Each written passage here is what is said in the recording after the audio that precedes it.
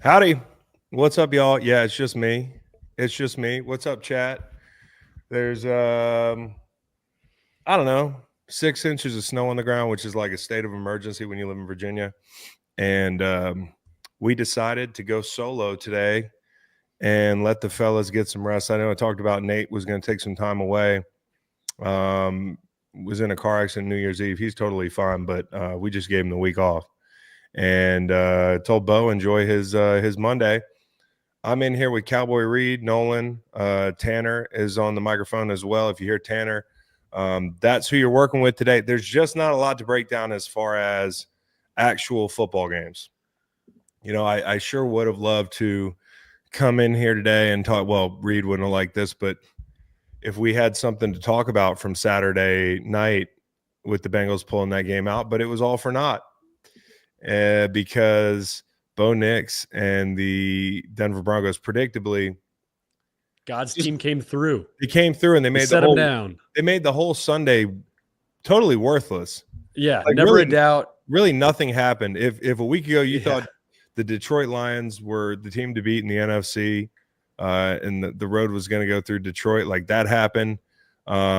If you thought the Bengals were cooked for 3 months running now, you were right. The Bengals were ultimately cooked.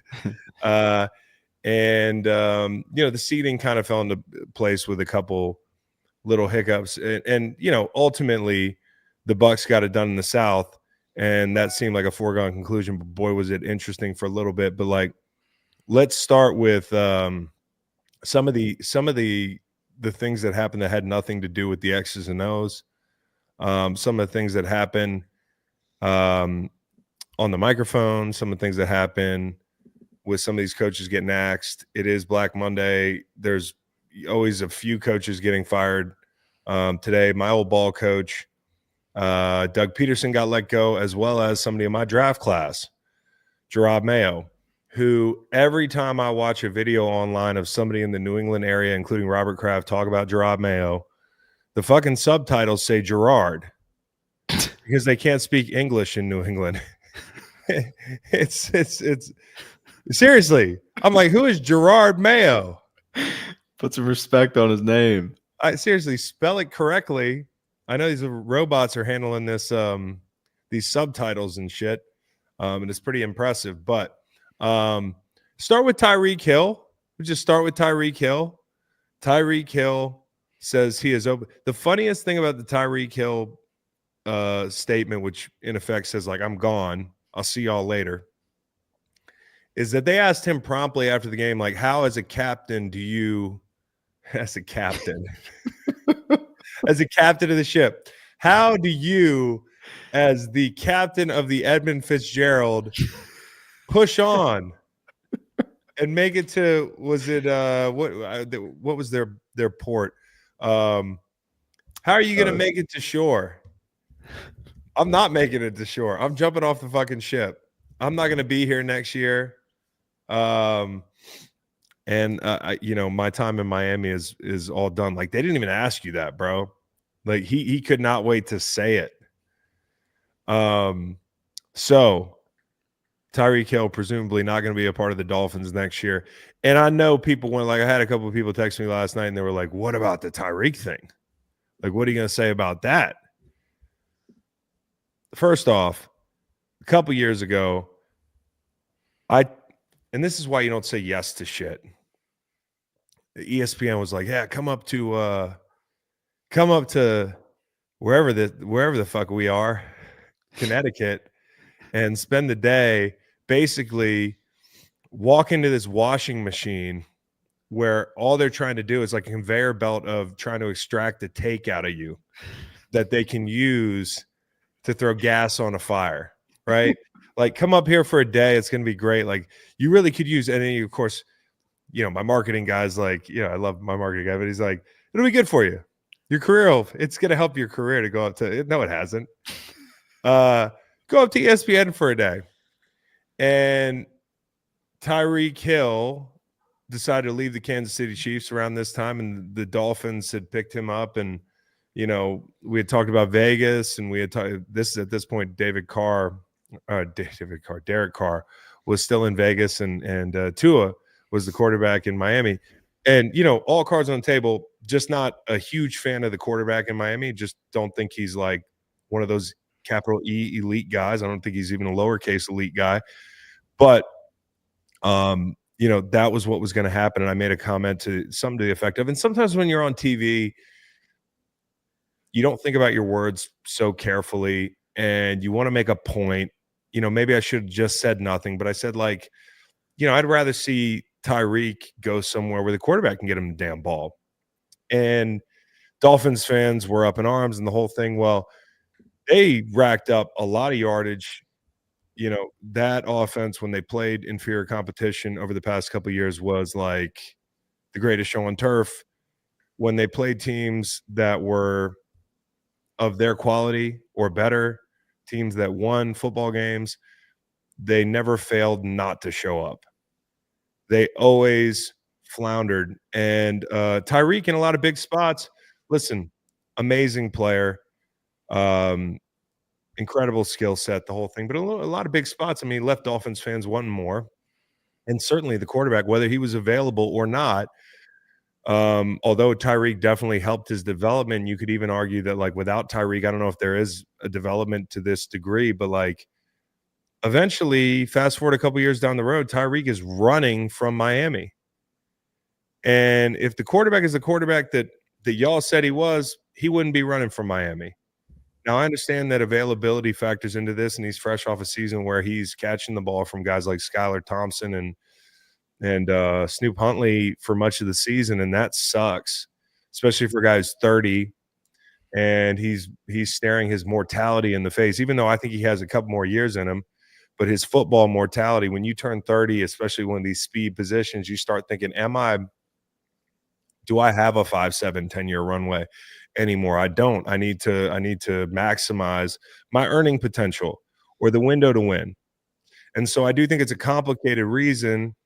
If you wanted to boil it down to one thing, like maybe it's partially winning, maybe it's partially the money, maybe it's partially he doesn't have confidence in the organization, and who could blame him? But you made this decision.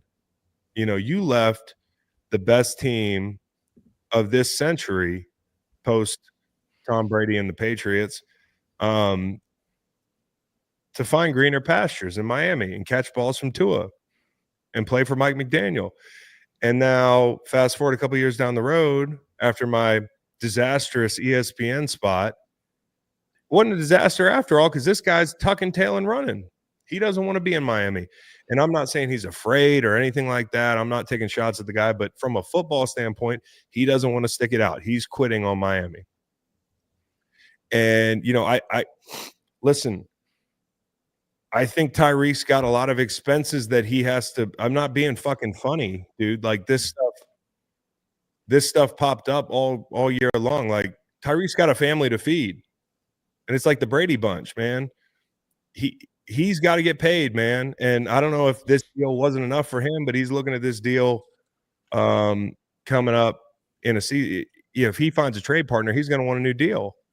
And so, like, I totally get that you got to support your family and you want to maximize your earning potential and all that. And like in his mind, he wants to get another deal and all that stuff. But like from a team standpoint, from a football player standpoint, if you're asking me how I feel about it, like I think football and sports in general has changed a fuck ton to where like loyalty is nothing anymore. I'm not going to, back in the day when I was a player, when I had to walk uphill in the snow to get to school and all that shit, like, but there's plenty of examples I can tell you where I acted on loyalty. And in retrospect, had I know the way people move now, I might have done things differently in a number of circumstances to preserve myself. But that's not the way football was as much. And it's changed, and sports in general have changed where, like, and listen, we've always had guys hold out. We've always had guys say, I want a new contract. We've always had guys, there's always been quitters. But it's just become a lot more mainstream to the fact where Tyreek Hill, after the last game of the season, when you're in the playoff race, essentially, and your quarterback's been dinged for a lot of the year, you're just walking to the podium and unsolicited, hey, I'm out. And, I got a text or two from people who are like, it's unforgivable. Like, you can't do that.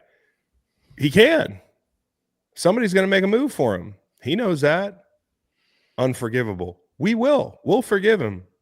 Next year, we'll be talking about, wow, isn't it cool to see Justin Herbert throw the ball to Tyreek Hill? Pick your poison between Terry McLaurin and Tyreek Hill. As fans, we move on quick. Miami fans might not move on, but it's really not about that. Members of the media are going to throw their hands up and say, I mean, this is terrible. He's cheating his teammates. And it is true. Like, he's quitting on his teammates, but to his credit, he waited till the last game to do it. I guess in today's day and age, that's there's something to be said for that. Listen, I'm not going to get all upset about it and go high and mighty, because this is not the way things are anymore. Like, loyalty is not the same as it was anymore in the NFL. Like, it's just not. It's not what it once was. And so, like, people are going to say you can't do it. Yes, you can. You can. It's like saying somebody's not worth something. You're worth whatever somebody's going to pay you. Somebody's going to say you can't do this. Yes, you can. Somebody's going to trade for him. And by the way, Ben Roberts, I'm seeing stray bad comments in the chat. This is why I shouldn't keep the chat up. By the way, Chris said you can't put one corner on JJ and lock him up. Amik freaking Robertson. Ben, watch the fucking tape, my man. Had help a lot of the night. Not take away anything that Amik Robertson did. He also had help from the quarterback on the opposing team. No doubt. Watch the damn tape, Ben Roberts. Come in here firing off shitty comments willy-nilly here. I'm going to call you out. Okay?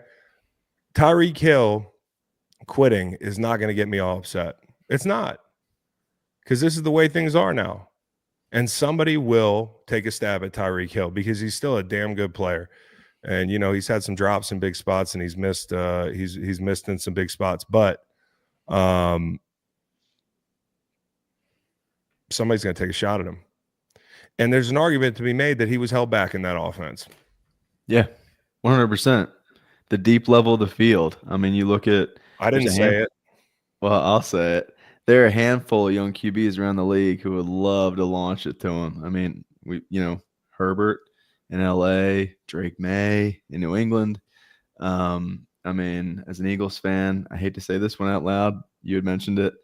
Jaden Daniels throws as good a deep ball as anybody. So, and they're another team with a ton of cap space. So, I agree, man. There's a market for him. Definitely a market for him. We'll see him again. And for everybody this week that's like, hey, he's cheating the game or he's cheating his teammates and all that stuff. And I agree. But I'm also not going to get up here on my soapbox and have to step down off it next year to talk about how awesome it is to see Justin Herbert throwing the ball to a guy with that kind of speed, or Jaden Daniels connecting on deep balls with somebody like Tyreek Hill. And, Kevin Kernick says, stop talking about Hill to the Chargers. LOL. Did you really laugh out loud, Kevin? I doubt it. His character does not fit our team. That's totally Cowboy Reed's burner account. We wouldn't even think about no question about it. How are you weeing Jim Harbaugh as if you don't think the single most important thing to that guy is winning? That is, I do pay Kevin to just throw some wild takes out there just to keep him, specifically in this situation, keep Tyreek out of the AFC West. So Kevin's doing his job. Kevin, LOL. Let me know what Jim says later when you talk to him. I'm just going to fry people today. I really don't care. It's just me here. And at the end of the show, you're going to be like, I wish all the other guys were on the show. It's snowing out here. All right. The vacancies. The first one, like, listen, you start out yesterday, and I see Adam Schefter. I'm sorry to do that. Like, I know it's a topical movement with my hand here. Seriously, it's all in my head. Some of y'all know what I'm talking about. Worst seat this week, Ernestine, huh? You guys don't get it.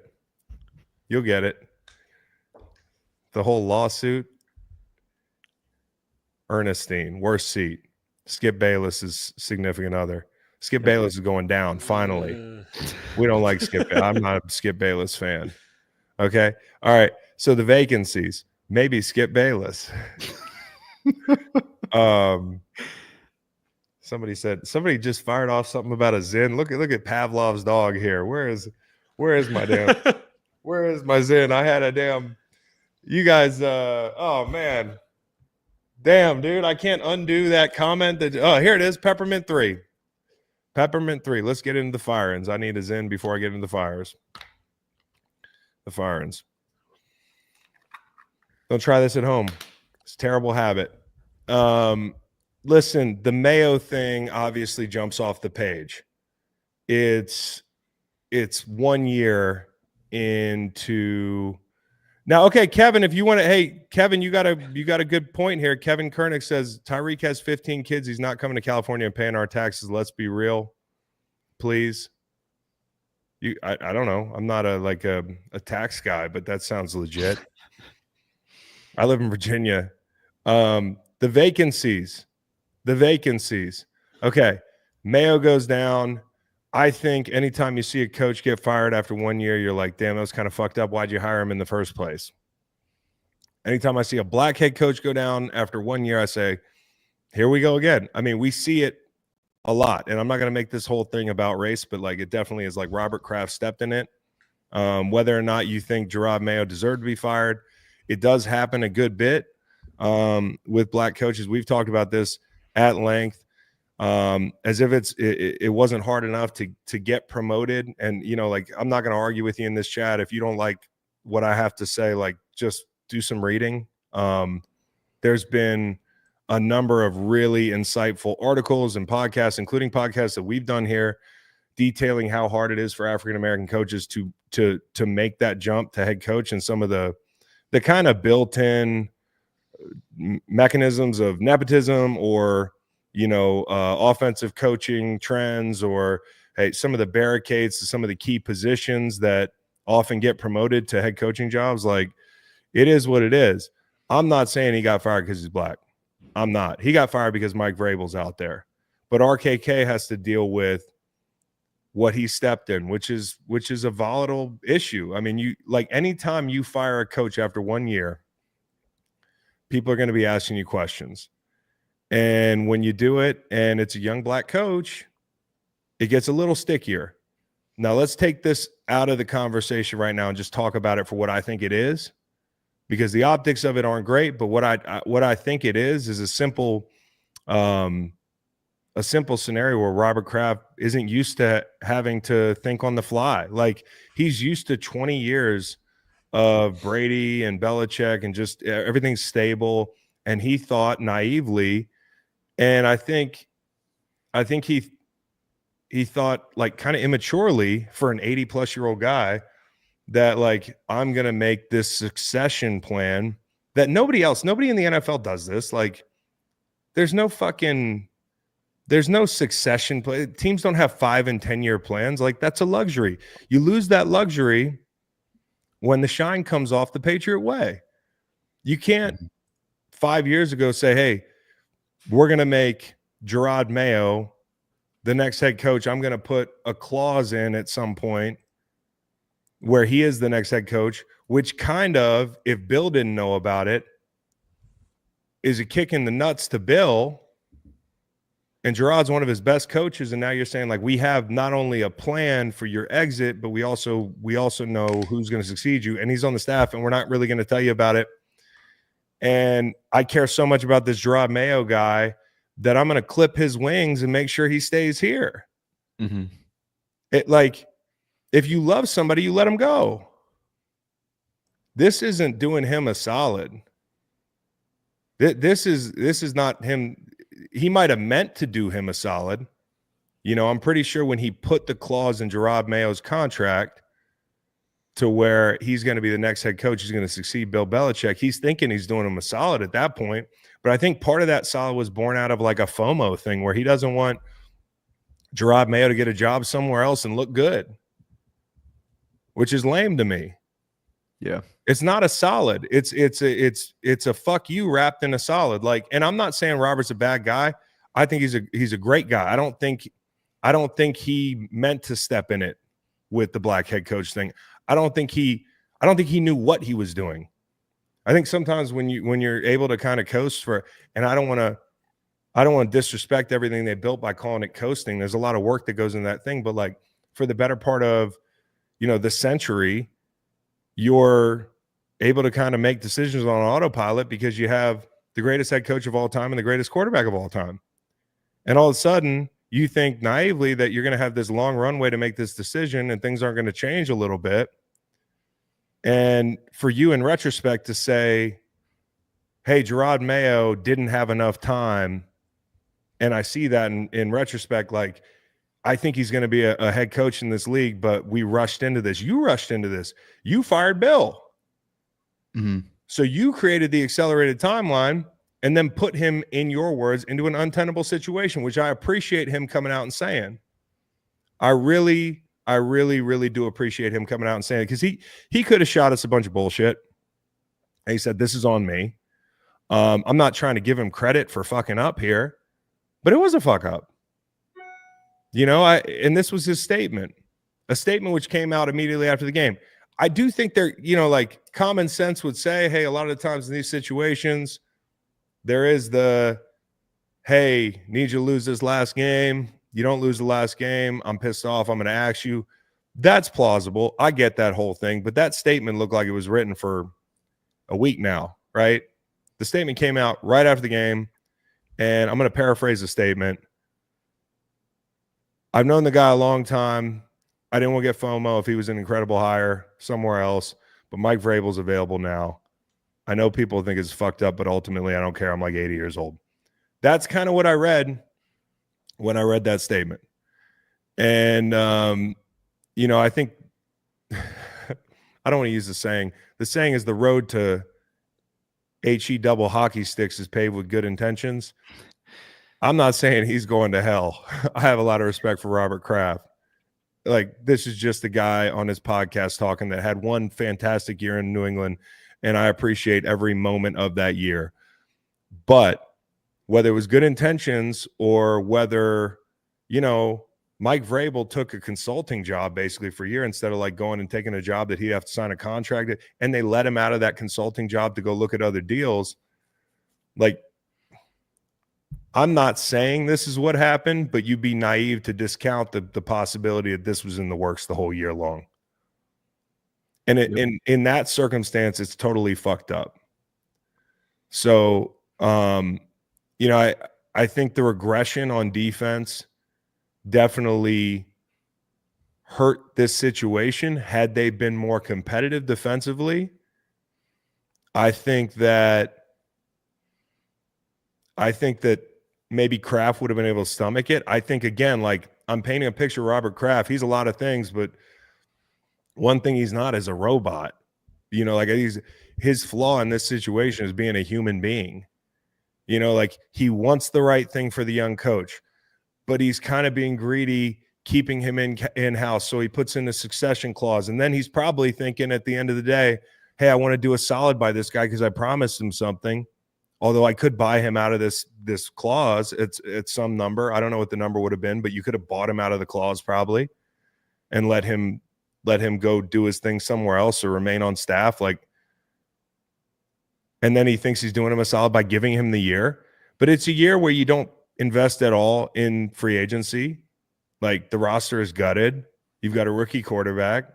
You play half the season almost with not half, but more than a few games with Jacoby Brissett. And it might have been half the season. I don't remember. It feels like a long-ass season. But the bottom line is, I think the straw that broke the camel's back is probably some of the post-game comments that went south, some of the moments that left the fan base feeling displeased. And again, Robert Kraft is human. I think he looks at it like, he's a fan himself. He said it out loud. And I think he cares what people think. And I think that can be a weakness. And, I think he cares what people think. And I also think he cares what Bill thinks. And I think he cares what people think of the Bill and Robert dynamic. Like, you can say a lot of things about who in that long chapter of success was a straw that stirred the drink. I truly believe it was a team effort. You know, if we've learned anything, for teams to maximize their output, their window, you got to have it all. You know, they not only had the greatest coach of all time, they also had the greatest quarterback of all time. And Robert fits in there somewhere, and he can share in that success. But when you fire Bill, it's kind of a line in the sand. And let's not act like you want to see Bill succeed if you're Robert. And the last thing Robert wants to see is Bill's successor fucking up the defense. And so the defense didn't play that well. And I think part of this is like, oh, man, Bill's sitting somewhere just sneering, like laughing his ass off or something like that. And so, again, I think this is a very human decision, and I think he stepped in it. I think he stepped in it by doing it at all. You shouldn't promise things. If you're promising this guy an opportunity, you didn't give him an opportunity.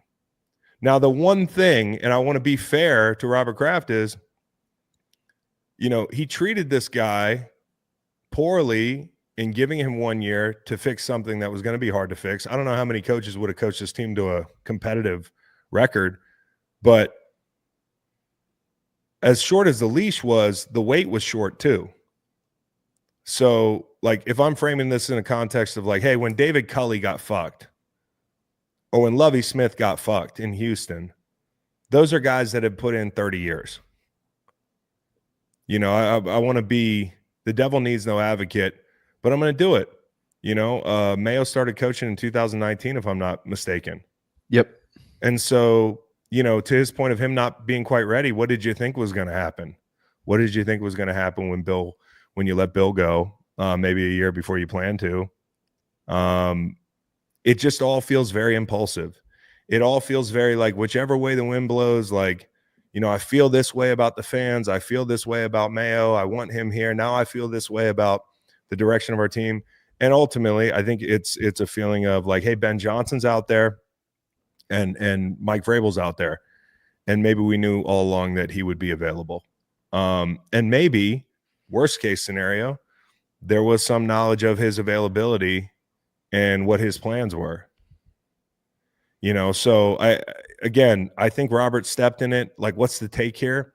The take is it's a messy decision, and it culminates in another messy decision. And you know, Robert Kraft's had a lot of success over his tenure, kind of being a steward for that organization, as he put it. Like he's responsible to the fan base. He's responsible for, you know, the Patriot way. But let me tell you something about the Patriot way now. The Patriot way, it doesn't just carry over. And it doesn't carry over by hiring Mayo, and it doesn't carry over by hiring Vrabel.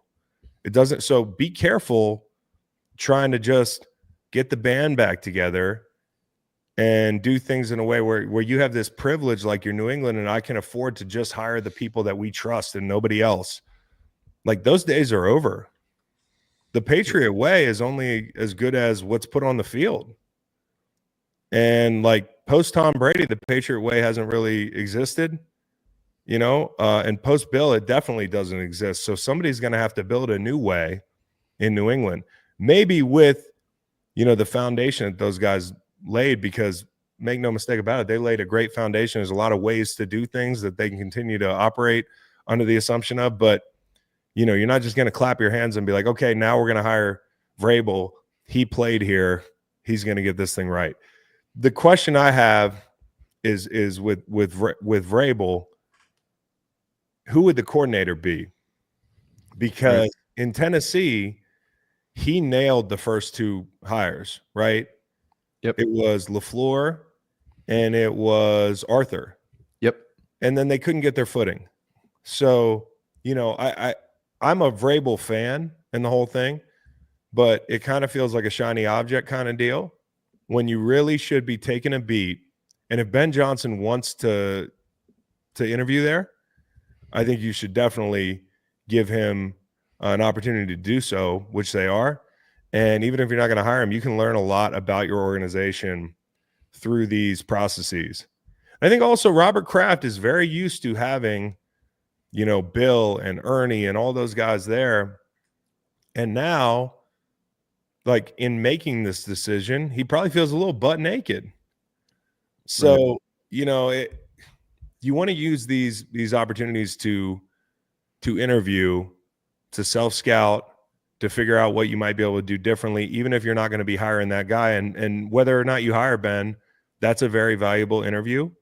He's going to probably push you to point out things that are wrong with your organization, things that are limiting, things that he'd want to see, taken care of before he took the job. And whether or not you're going to give him the job or not, you can try to fix those things. So, they miss Bill. They miss Tom.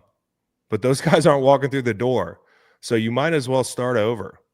And if in the process Mike Vrabel's the right decision and you can enact like a kind of continuum of the Patriot way, great.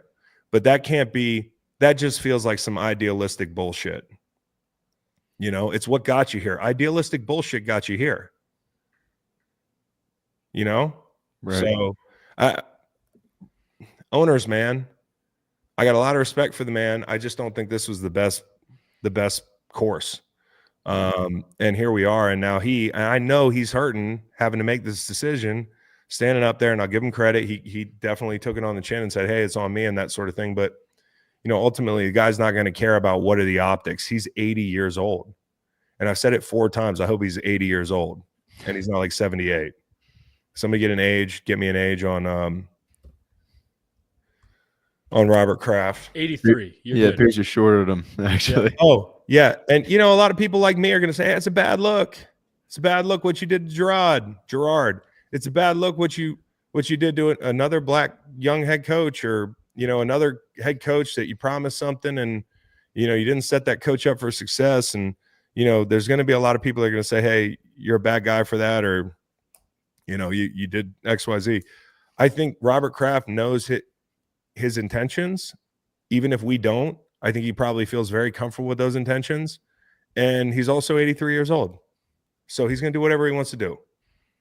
And if it's hire Mike Vrabel, that's what he's going to do. But he better make sure that they have a vision for how you're gonna steward this quarterback. Because the key to the next decade of success is this guy. Yeah, and if he is the guy, that offensive coordinator hire is going to be so critical. Like you said, he's nailed that decision in the past a couple times in Tennessee. And if it is kind of a round 2 of the Patriot way, there's been Josh McDaniels' name floated out there. And in that case, that's a guy who might not have the same – based on track record in head coach opportunities, you might not have the same concern of losing him and having to stunt the development of the QB too. So that might be something interesting to watch as well if they go the Vrabel route. No question. So that's the Pats. I mean, the Jags fired my old ball coach, Doug Pederson, and there's no shock here in my mind. Like, I was surprised they waited that long to do it. The only shock is really Trent Baalke staying around. And, I guess Shad Khan meant it when he said this is the best team we've ever assembled, right? Because, again, owner being a human being, if you're going to tell me, and there are some talented players on this roster, and they've done a nice job, including acquiring probably one of the 2 generational talent wide receivers that came out of the draft this year. I mean, Malik Neighbors and Brian Thomas Jr., just unbelievable players. One of those guys in Jacksonville. You have a quarterback who's had injury history, who has, the last head coach has had a hard time maximizing, that quarterback's potential. You've actually seen a regression, but you have 2 stud edge rushers, in my opinion. The cupboard's not bare.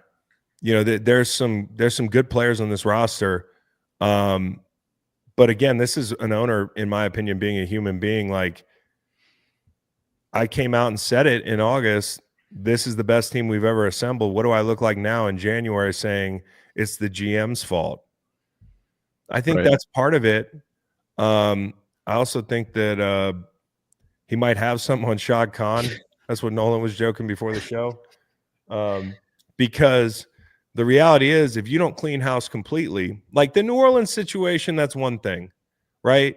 Mickey Loomis has been there a long time, very well respected. I think he's done a great job for the most part, short of putting them in the situation they're in now, which is like, hey, you're in cap hell because they've kicked the can down the road a number of years and not hit the reset button. But like with Jacksonville, you got Trent Baalke sitting here. I don't know what the league thinks. I don't know what coaches think about like taking a job and having to. Now it says the head coach is going to answer the owner, not the GM, but it just seems like a messier situation than it needs to be. Right. And if I remember correctly, Trent Baalke and Jim didn't get along in San Francisco. Right. I don't know how Doug and Trent's relationship was, but either way, a little bit surprising they didn't clean house. And so now you've got the Jacksonville deal where it's like it's basically an arranged marriage to this quarterback. I mean, that's what it is. This next guy is going to have to live and die with the development or the regression of Trevor Lawrence. And if it stays the same, you ain't lasting a couple years. Right. So this job, although it is attractive for some reasons, no state tax, small market, owner that seems to be, although this owner has had 6 or 7 head coaches since he bought the team, like 13, 14 years ago. It does seem to be a good place to work, but boy, does that throw a little wrench in it. Not just the fact that you're married to the quarterback. If you don't like the quarterback, and not everybody likes each quarterback, it's like coaches are like media members. Like there's quarterbacks that I just don't love, and there's some that I'm going to give 15 chances to get it right because I see potential in the quarterback. There might be a coach that says, hey, fuck this. I don't really like this guy. Mm-hmm. I mean, he's big, he's tough, he's got a strong arm, but I just don't love his decision making. We've seen a big enough sample size.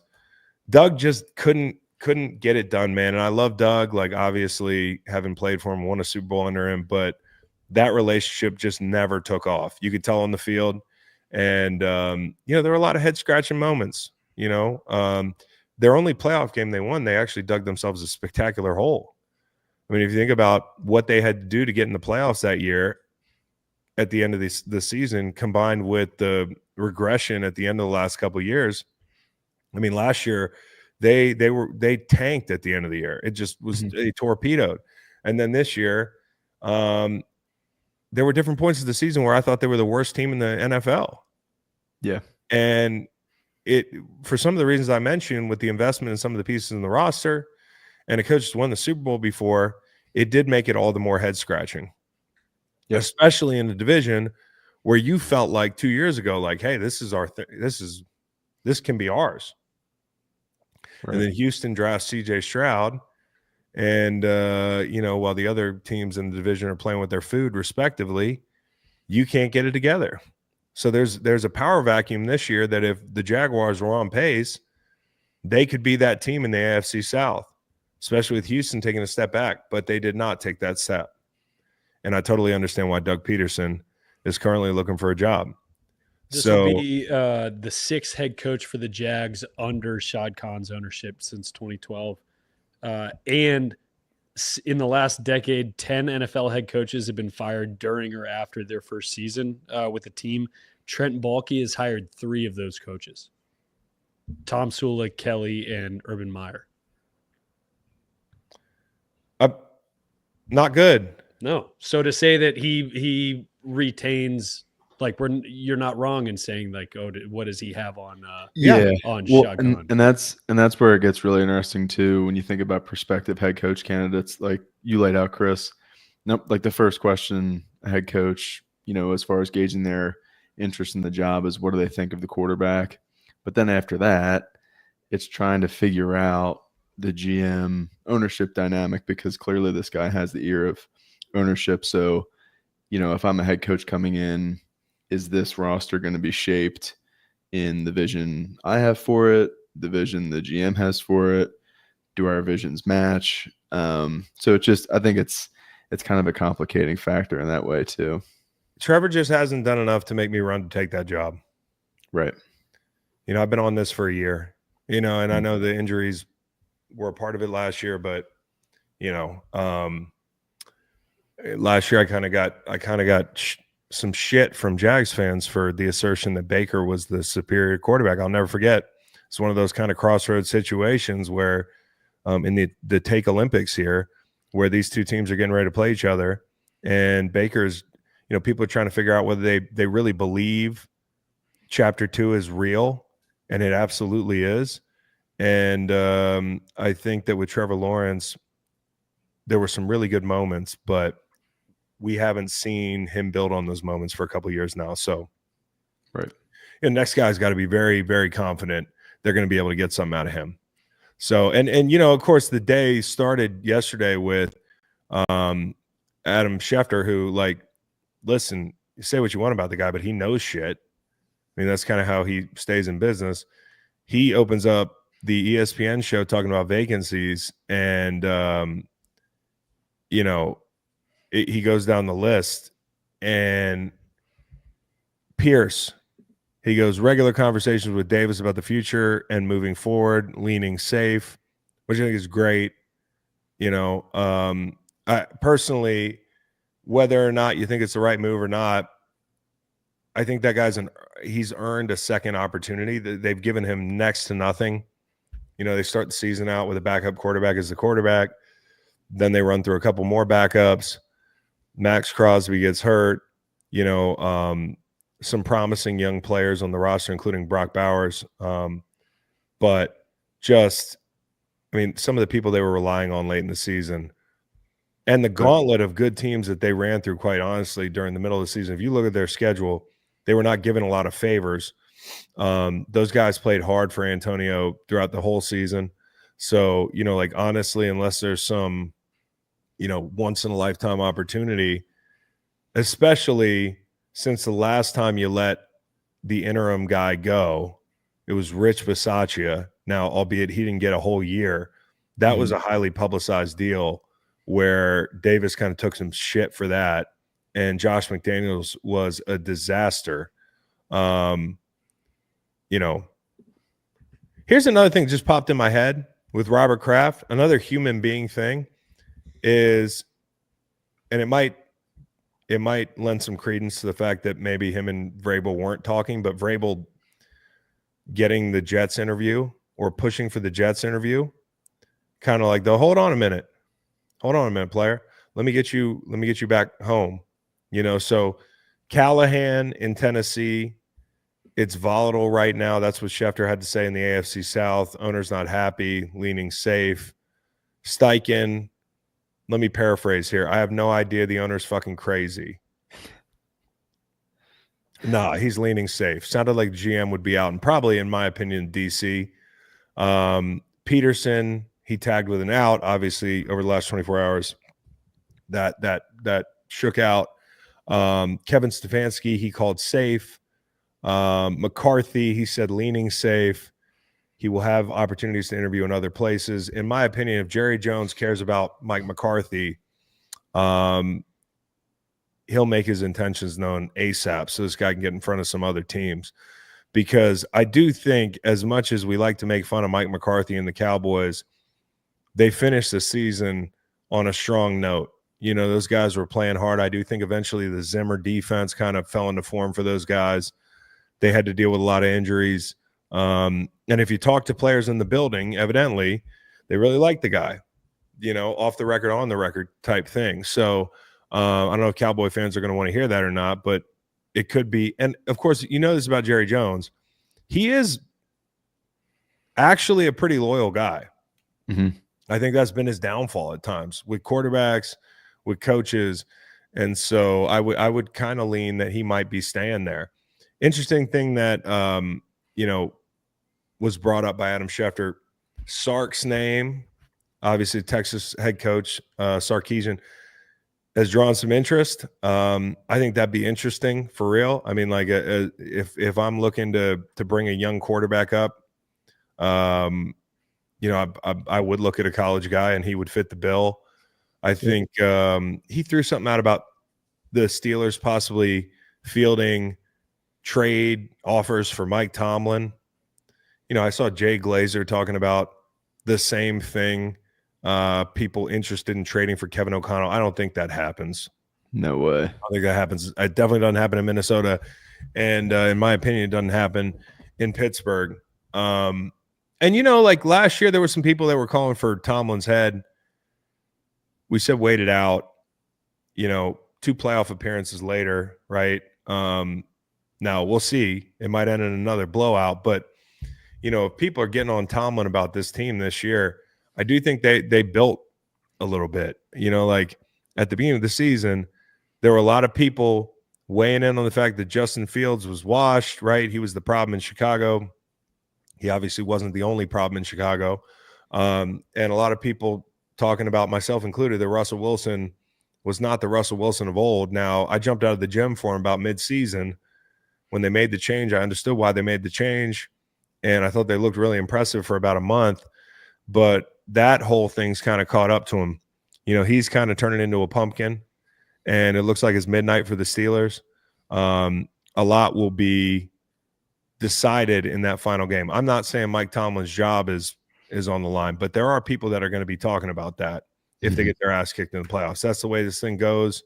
I personally wouldn't blame Mike Tomlin for them winning 11 games with a team whose win total was like, what, 7 this year or something like that, 8? I don't know. And I know it's not all about going 500, exceeding your win total, but this wasn't a team that was supposed to win 11 games. Right. 10 games. You know, so Tomlin's not, in my opinion, in danger at all. But when you have Schefter talking about, there's a reason Schefter's talking about this stuff.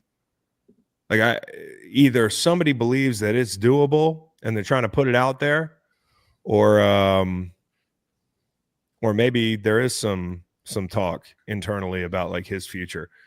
I don't want to speculate any further, but that was weird to hear his name pop up there. This is Hannah hit us with, she paid for this question. We got to answer the question. This is from Hannah A. I appreciate you. Which is more effective to building a Super Bowl winning team, a head coach that is a play caller, e.g. Andy Reid, or a head coach who focuses solely on team culture, personnel, e.g. Dan Campbell? Curious about your thoughts. Man, I don't think there's any magic bullet. I really don't. I think it all depends on what you have on the roster. And I think like these vacancies, if, for instance, this is a great jumping off point to go through the vacancies, Hannah, but these vacancies, if you were to rank them in terms of their attractiveness, we can kind of go through it this way. Chicago, I think, number 1, tons of cap space, a QB that people can obviously see it with. We can make all the Caleb Williams jokes we want, and I certainly wasn't one of the people that said, hey, no questions asked, do this, but they did it, and he looks like he has an opportunity to be a franchise quarterback, in my opinion, as bad as some of the moments where you can really see it. Otherwise, Ben Johnson wouldn't be talking about jumping ship from his perfect situation to go interview in Chicago in a division that was just like the toughest in the history of the NFL. You know, and Green Bay went 1-5 in the division. Like, this is going to continue to be a tough place to play. I think that the quarterback in Chicago demands that you go out and get an offensive guy, right? Like, to me, that's not a culture build place. It's kind of a conversation akin to the one we were having about the Chargers in the offseason where, and I thought differently, I thought go out and get a coordinator, but culture seems to be working there. And Justin Herbert has ascended.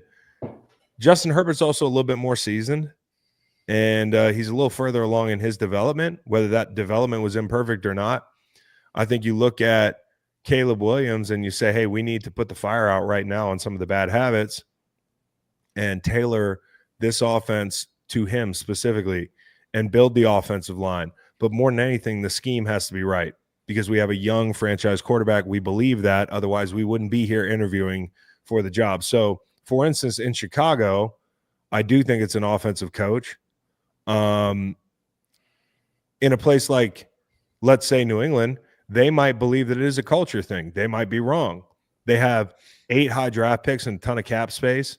And honestly, I think Drake Maye looked a little bit more pro ready than Caleb Williams this year. Yeah. Like, that's not to say that Caleb's not going to surpass him and be the better quarterback down the line, but you look at a place like Jacksonville. I don't know. Like, you have a quarterback who you've invested highly in. Maybe you want to fix him, or maybe you think it's a culture issue. The Jets have 8 high draft picks, a ton of cap space. They're going to have to make a decision on Rodgers.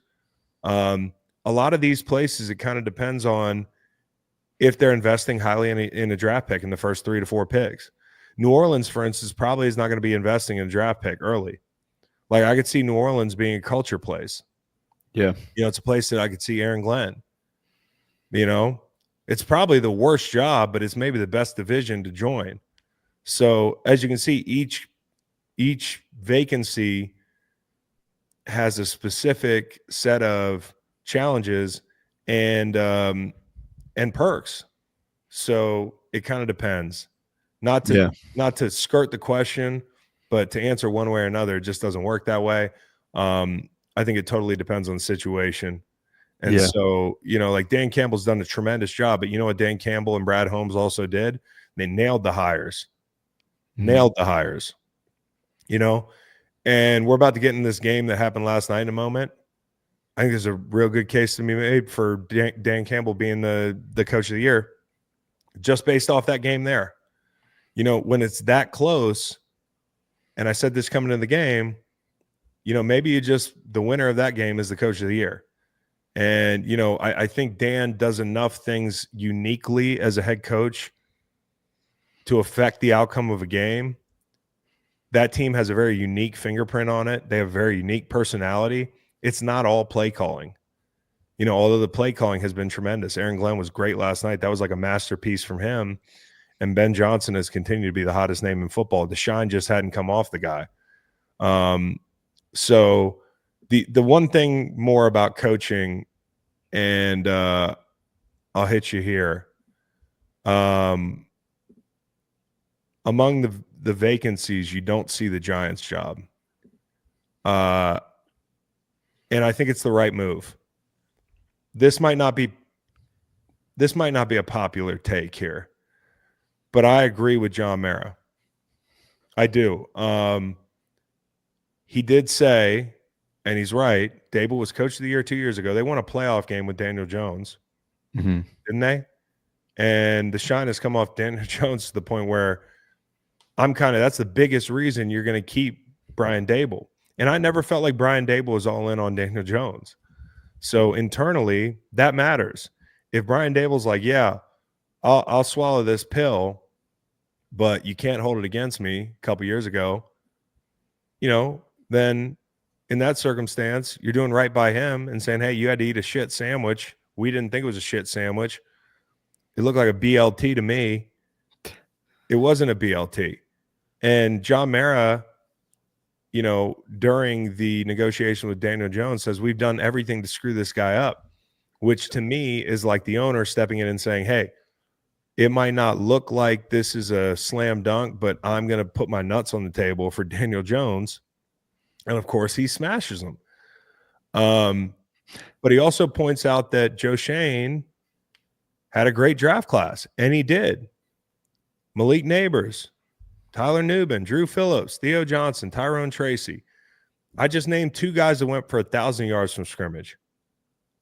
With the quarterback situation being what it was, they brought in Brian Burns. They made a number of other moves in the offseason and free agency. I don't think that it's always the right answer, just fire a guy. And, I also think there's reason to believe that, like, maybe this is one of the jobs that Bill was after. You know what I'm saying? And that this thing was a foregone conclusion for a couple months, and Bill gets wind of it, and he's like, well, I'm going to coach at UNC.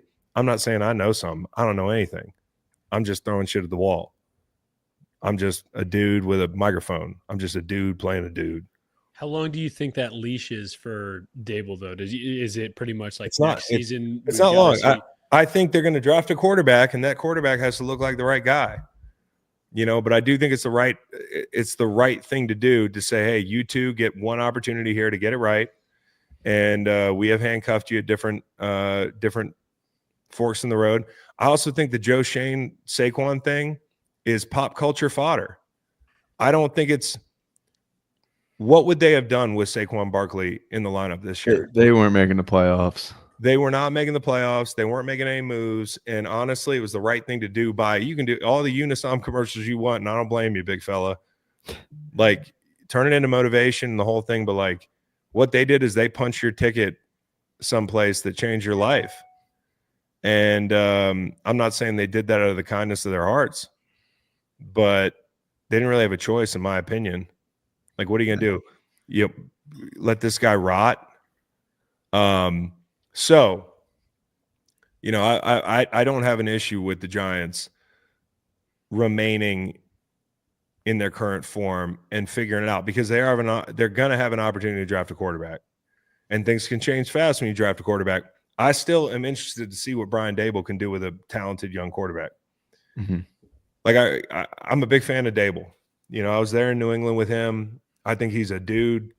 He's a hard ass. He's got the New England way, but he can be kind of a regular guy. He can be his own guy. And I believe, actually, relative to a lot of the other assistant coaches, he's got a little bit more in his bag that came out of New England. A lot of those guys try to be Bill. A lot of those guys, it doesn't work out the next stop. You see the way Josh McDaniels stops have gone. This guy is not Josh. He's a different kind of guy. And, I am interested to see what he can do in the future in New York, even if it's just this one chance. I look forward to that. So, listen, New York teams, it's a shit show for you. One of you guys at least knows what the shit show looks like next year. The Jets, you have no idea. But item one, if you're a Jets fan, is like, hey, no more Rodgers. Now, yesterday, seeing him go out like that, four touchdowns, as a football fan, listen, you can take all the Rodgers stuff, and we've all got personal opinions on, his commentary on the McAfee show, or kind of how he presents himself. Like, not a huge fan of it sometimes, but I'm going to be as real as I possibly can be. This is one of the best throwers of the football in the history of the game. And if that's it, boy, was it fun watching him. And no amount of New York Jets unwatchable football towards the tail end of his career can take anything away from the fact that he's one of the best to ever throw a football. I mean, he's unbelievable, but he cannot be the Jets quarterback next year. That one of the last touchdowns, everybody's mugging each other in the end zone. Rodgers runs in the end zone looking for people to high five. He gets a couple like spirited high fives, and Garrett Wilson ran right by him. He's gone. And I love Garrett Wilson. So it's not that simple, but it kind of is. All right. So that's the coaching nonsense that we can get out of the way, all the non-football stuff. Let's talk about last night's football game, which is kind of what I came here to do. Lions 6-0 against the winningest division in history. Unreal. Coach of the year has to belong to Dan Campbell. I mean, I love Kevin Stefanski, or I love Kevin Stefanski. I love Kevin O'Connell. I love all the Kevins. Kevin Baumgartner. Yep. Not Kevin Baumgartner, Brian Baumgartner, but he's Kevin on The Office. I love all the Kevins, but it's got to be Dan Campbell. There were moments early in the game where they looked shaky. Listen, the near grounding that probably could have been a safety, the arm punt for a pick, the pace pick. Minnesota made some plays on defense, but as the game went on, Jared Goff just shredded the blitz. As the game went on, when they needed answers, they had them. In those big moments, they didn't blink. And that's kind of who they are. Gibbs carrying a full workload. We were kind of wondering how that was going to go. 4 touchdowns. Mm-hmm.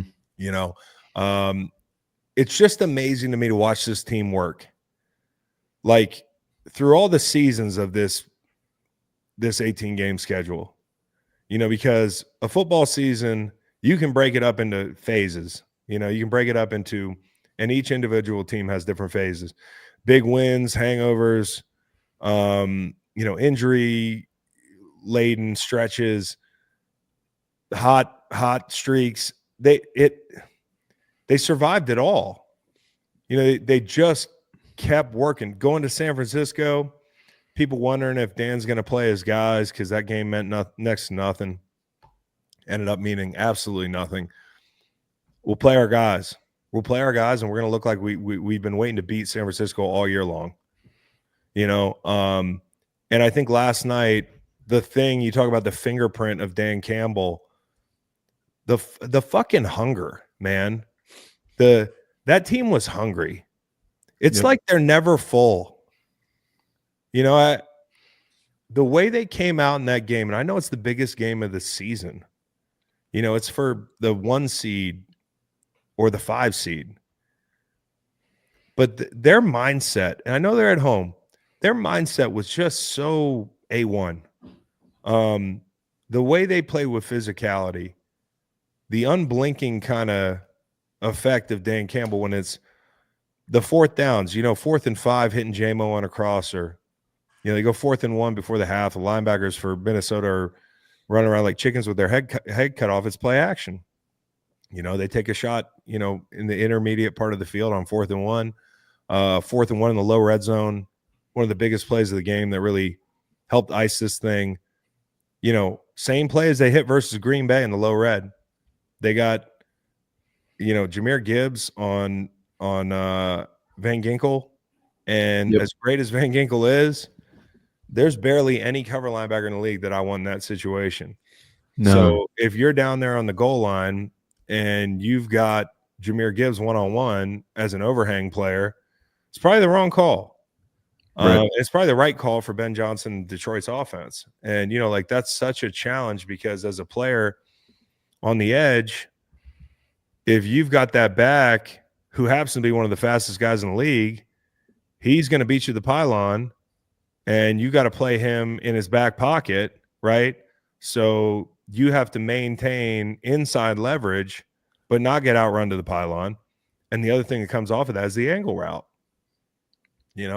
Right. And so in that scenario, you're kind of just dead to rights, and they go to it again and they make the play. But as much as I want to talk about Detroit's offense, I think the defense deserves, and Aaron Glenn deserves. I mean, if they end up winning a Super Bowl, I truly believe they needed home field advantage to get there. I've said this a number of times, like you see how the pass rush and the pressure affected Sam Darnold. It is a lot harder to do that on the road. And if that's a preview of what that defense can play like at home in the playoffs in their current form with Anzalone back. Now, there's an injury outside, right? They lost Carlton Davis and Terry and Arnold, right? Yep. Last night leaves the game. So we'll see what that looks like. But I'm just so impressed. It's like this is the biggest moment. We go out to San Francisco. They put up like 35 points on us or whatever it is. You're probably thinking, hey, Minnesota's going to score. And they really had their opportunities. But I do think Aaron Glenn held a lot back in that San Francisco game, which is another piece of gamesmanship where it's like, hey, we're not going to show you anything. I don't care how many points we need to win this game. Like part of it is we got the game plan this week and there's a game plan next week. And that game plan next week is going to be the best of the year. And Sam Darnold had an opportunity to convince the Vikings that he is the guy, right? Last night. And he didn't. And if the season ended today, they probably franchise tag him. And lucky for him, he's going to get some opportunities ahead of him. Like the season's not over.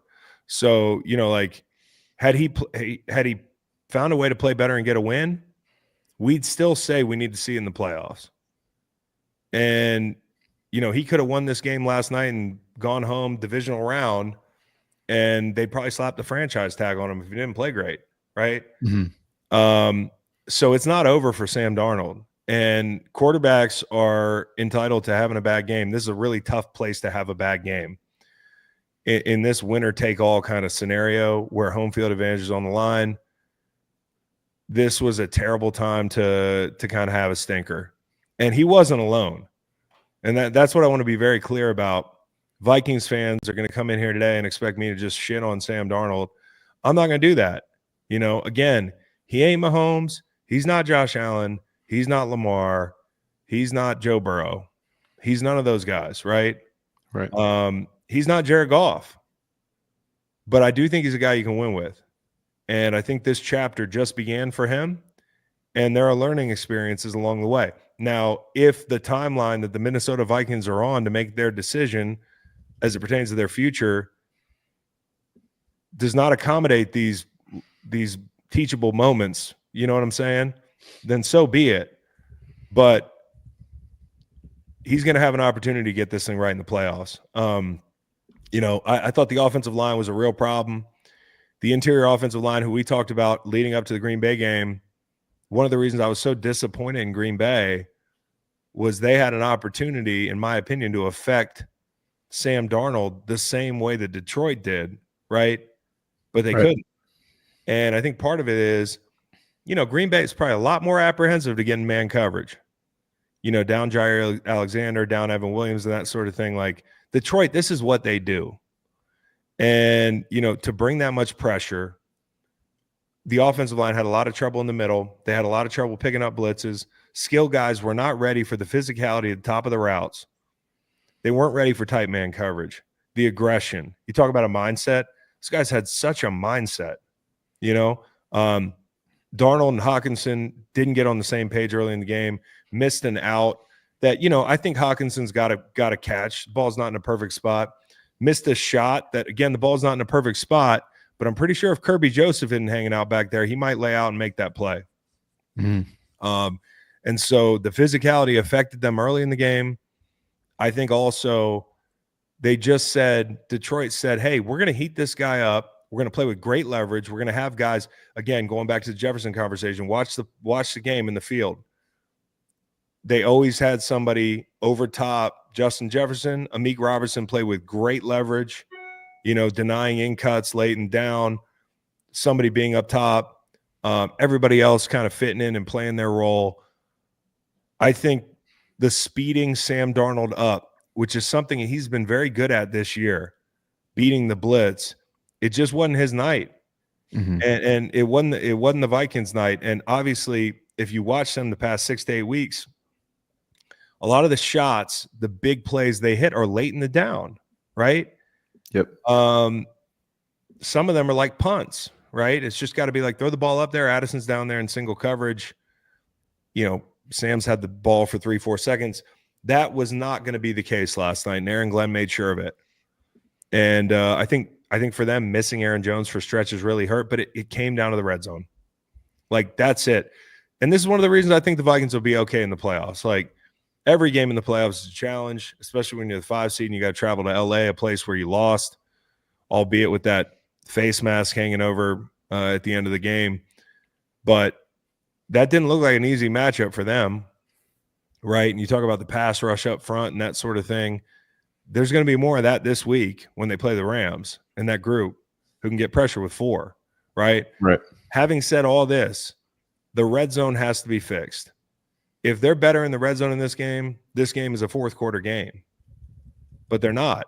And the quarterback wasn't. And there were other people on the Minnesota Vikings who really didn't play well in the red zone. And that includes the offensive line. I think them not having a big road grading offensive line hurts them in the low red. I also think not Darisaw, like, you know, like, hey, they replaced Darisaw with Cam Robinson, the whole thing. But they just don't have that physicality up front anymore. And when you get down to low red, you just got to pass the ball in. I thought Detroit was great in man coverage. I think they mixed in zone in spots where they thought they were going to get man. And I can go trip by trip. I think the first trip, it's 1st and goal in the 6. Forget everything that happened before it. Sam Darnold's got to hit Addison in the flat. Coming out of that little stack. Yep. 4th down, 4th and goal, hit that throw. You're in the end zone. You know, second trip down there at the 7, misses Jefferson on the over.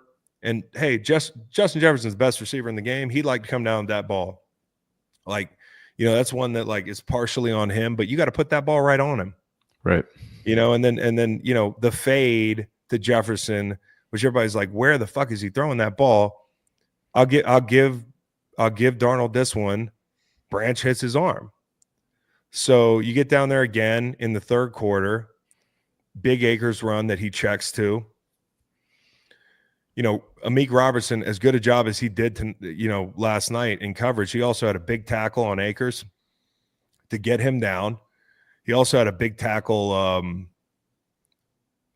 don't know if he tackled Akers, but he had a big tackle down at the goal line on Aaron Jones. Mm-hmm. There was Naylor was there on fourth down for Sam Darnold. I can go through the moments in the red zone where there were points on the board and you just didn't make the plays. And a lot of that is on Sam Darnold. And so, this was not his best game. It wasn't even close. But I do think they have an opportunity to get things together. When you're a team and you come out of a game like that where you get beat up by Detroit and it's supposed to be a close game and you're standing at the podium, like I think you can with confidence tell your team, hey, it'd be one thing if we were getting the shit beat out of us in the field all day. Mm-hmm. If between the 20s, it wasn't even close. Defense made some plays. The offense, although wasn't perfect, they got down there a few times with the help of the defense at times, just couldn't make the plays. I mean, another one to highlight Sam Darnold's inaccuracy last night. It's 10-6 in the second half. You got the ball at midfield. You hit Naylor at the 40 in plus territory and you put it behind him. The guy on Naylor fell down. Amik Robertson's the only guy out there who can make a play on Naylor. If you put the ball on him, he might score. It's one broken tackle and you're to the house. Instead, it's behind him and you stumble off the sideline. So just a lot of missed opportunities, but the Lions, again, like just hung tough, play with leverage, guys in coverage, played their asses off. Jefferson, 2 catches, 48 yards. Other guys won their matchups. Blitzes kept them from taking shots. Lions were all over the underneath stuff, screens, RPOs, little guys swarming in the run front. Just really impressed with what Aaron Glenn did. Did an incredible job. At one point in the fourth quarter, he's sitting there with his fucking legs crossed on the bench, looking like his day's done. That's the kind of body language that tells me I know I just cooked. Yeah. And, good for him. I hope he had a good rest. He's going to have a week rest. This team hadn't had a week since the bye week in week 4.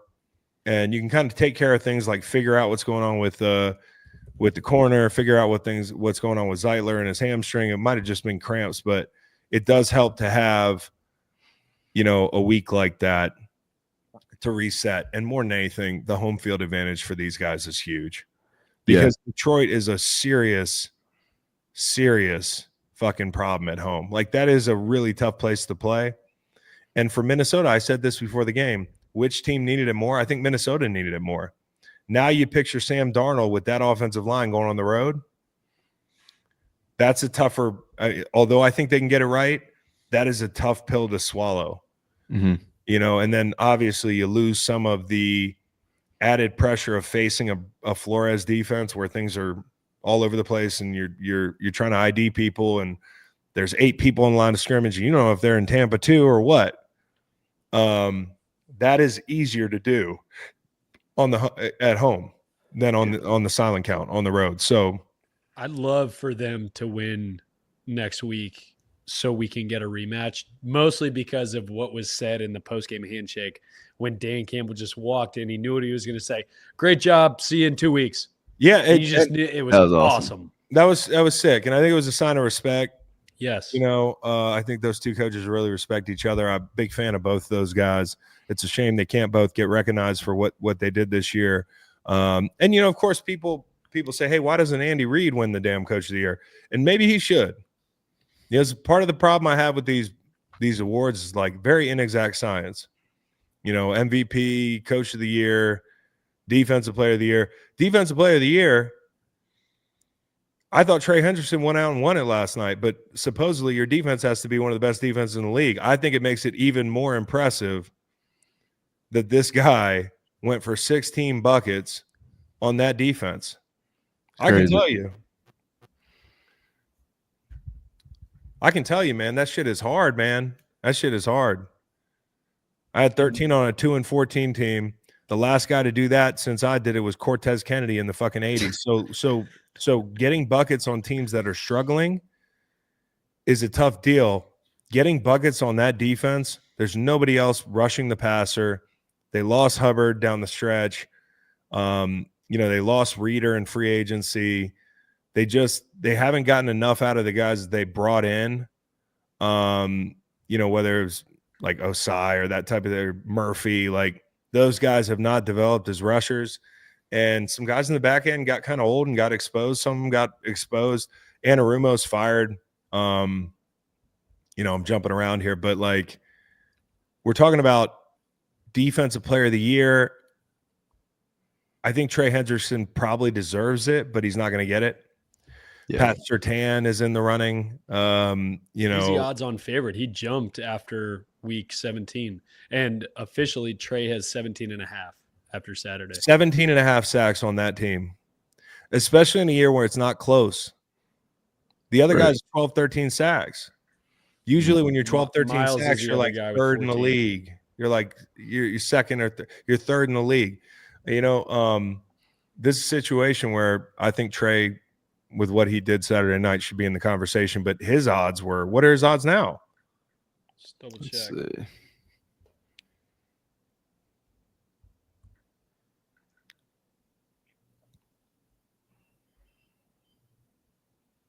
The stream's not frozen. We are checking for defensive player of the year odds.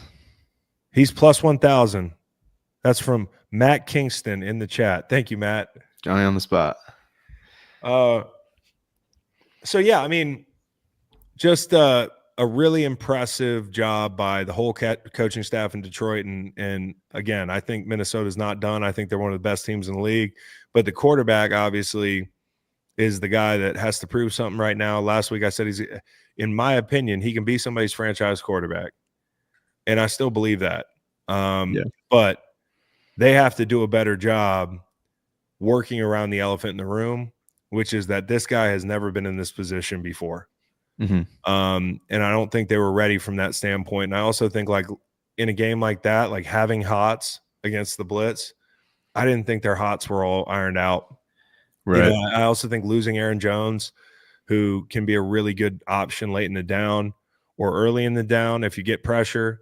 Late in the game, there was one time where they're blitzing this sucker and they got two guys in the route. Mm-hmm. And, there's just really nowhere to go with the ball. So I didn't think this was Minnesota's best game plan. And when Aaron Glenn beats Kevin O'Connell and you end up in a game where you're not scoring points, we said this early when they didn't go, it's hard to settle for field goals in a game like that. Even though it was low scoring early, you knew eventually the dam's going to break. Mm-hmm. All right. And real fast, this was our MRP game from Friday. Oh, so I got to pick somebody.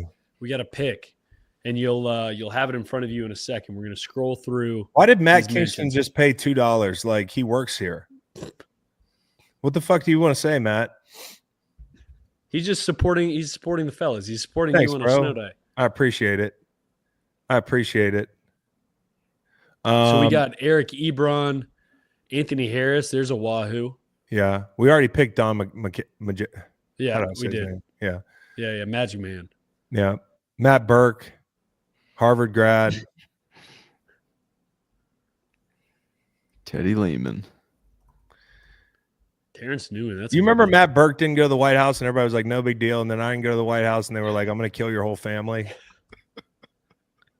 I want to check in on the guy who said he was going to knock my teeth down my throat with a baseball bat after that. Pussy. Anyways, I'll go. Corey Schlesinger. That's a good one. And your old teammate Nick Fairley on there. But I'm going to go Joe Webb. Nice. Because I'll never forget. I'll never forget when I'll never forget when he didn't he start a playoff game? Yeah. That was the day I was like, even as a pass rusher who's like so tired of, it's like Tom Brady when he gets on TV and he's like, I don't like that ticky-tack personal foul. I don't like that. I'm like, you made this the way it is, bro. Yeah, 2012. He went. It was a rough outing. I won't even get into the numbers, but he did start a playoff game out of UAB. Joe Webb. Yeah, Joe Webb started a playoff game. I believe it was against the Packers. And 2012. And I'll never forget sitting there thinking, as a pass rusher, with everything I just said, I'm okay with protecting quarterbacks. I don't ever want to see this again. Like there's a reason we wait all year. You know, like the playoff bracket, wild card weekend. You know, a human being takes 9 months, and then we sit there and we're like, "What's it look like? What's the baby look like?" You only have to wait a few months for this, but it's arguably just as big a deal. When I got to see this and the matchups and like the quarterbacks that are in, and like, are these games going to be close?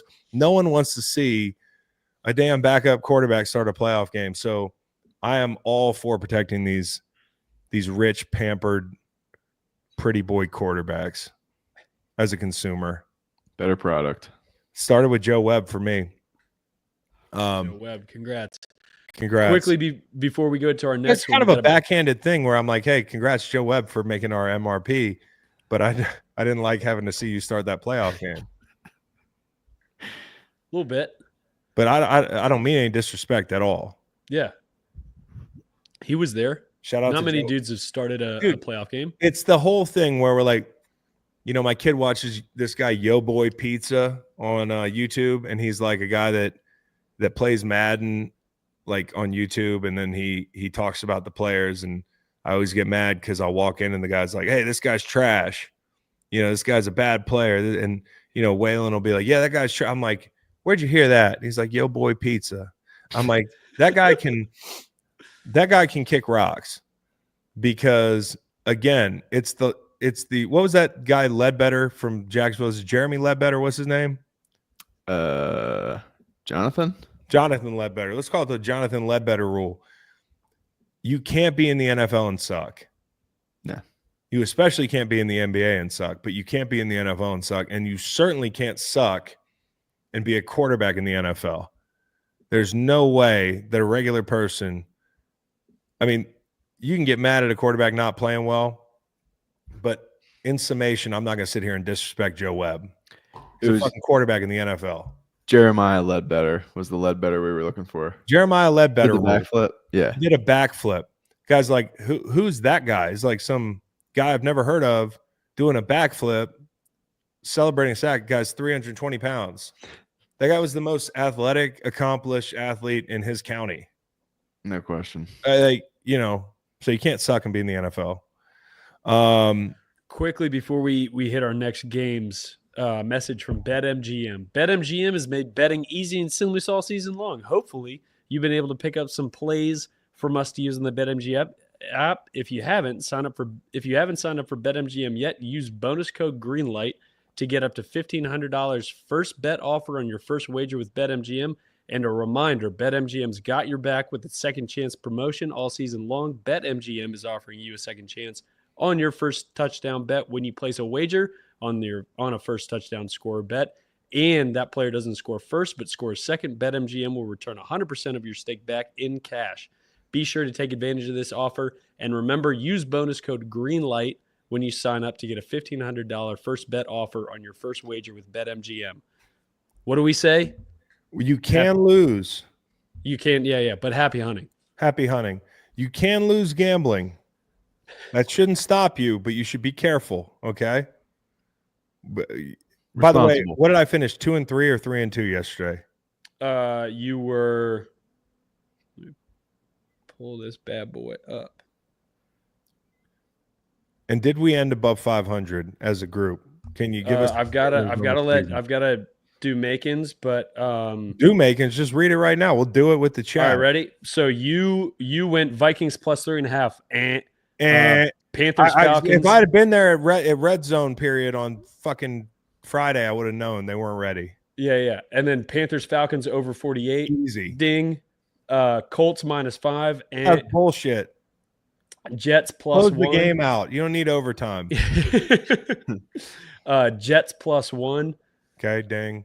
And Seahawks Rams over 39. Oh, good. 3-2. 3-2, and then Chiefs plus 10, which was his most confident pick. Tell me what that was, fellas.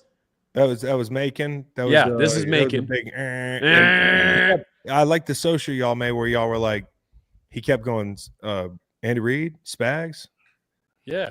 They're gonna be out there coaching. Nate, No, they're getting off not. the They're not bandwagon? even interested in winning that game. No, Mm-mm. not Okay. at all. All right. So he had the Chiefs. So 0 for 1, and then he had Okay. Eagles minus 2.5, Eagles minus 2.5. Rams plus 6.5, Okay. and Dolphins Jets under 39, Wrong. That And looked like an under for a while. Jags Colts under 44.5. And Wrong. So what did he end up? so he is going to be 42, 39. Let me do some quick math. You guys, Because the talk question amongst is, yourself. did myself, Stanford Steve, and Macon picking 5 games a week against the spread and totals go above 500? All of us individually. You and Stanford Steve, yes. Macon drop below Hold on, fucking hold on, hold on, 500. hold on, Oh hold my on, hold god. on.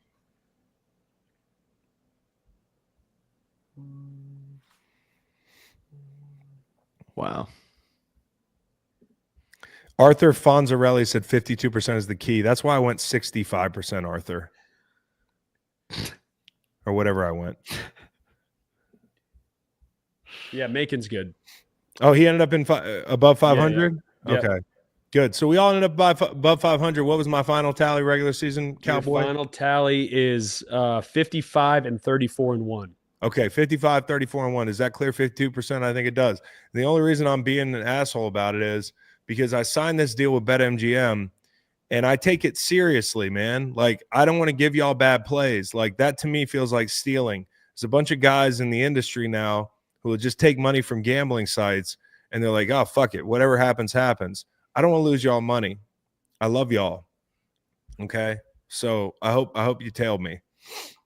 Playoffs, And you're picking totally different thing. you don't have access to the full slate to pick Yeah, from. that's You're what's picking crazy. that's the what makes craziest it great. part. You're picking You're picking what restricting other people slate. haven't picked. So we're good. We had a really good year. So anyways, Amazing. The Okay. Greenlight Sharps. yeah, cut seriously, yourself. don't cut yourself around us. All right. NFC South? Well, let me get to the 2 seed. Okay, there's the 1 seed that's been decided. Detroit, the road goes through to Detroit. Eagles are 2 seed. That was set. And just so you know, the line has moved because Jalen is still not In out concussion of. protocol. Yep. So it's now -4. Well, didn't it open at 2.5? It opened at 1.5. So it's moved kind of the other way. Yeah. Yeah, the opposite way. People are just all over the Eagles right now. Mhm. And fading the fuck out of the Packers.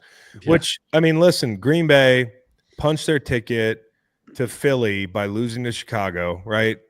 In a game that probably couldn't have gone worse. Like, honestly, because you finish 1-5 in the division.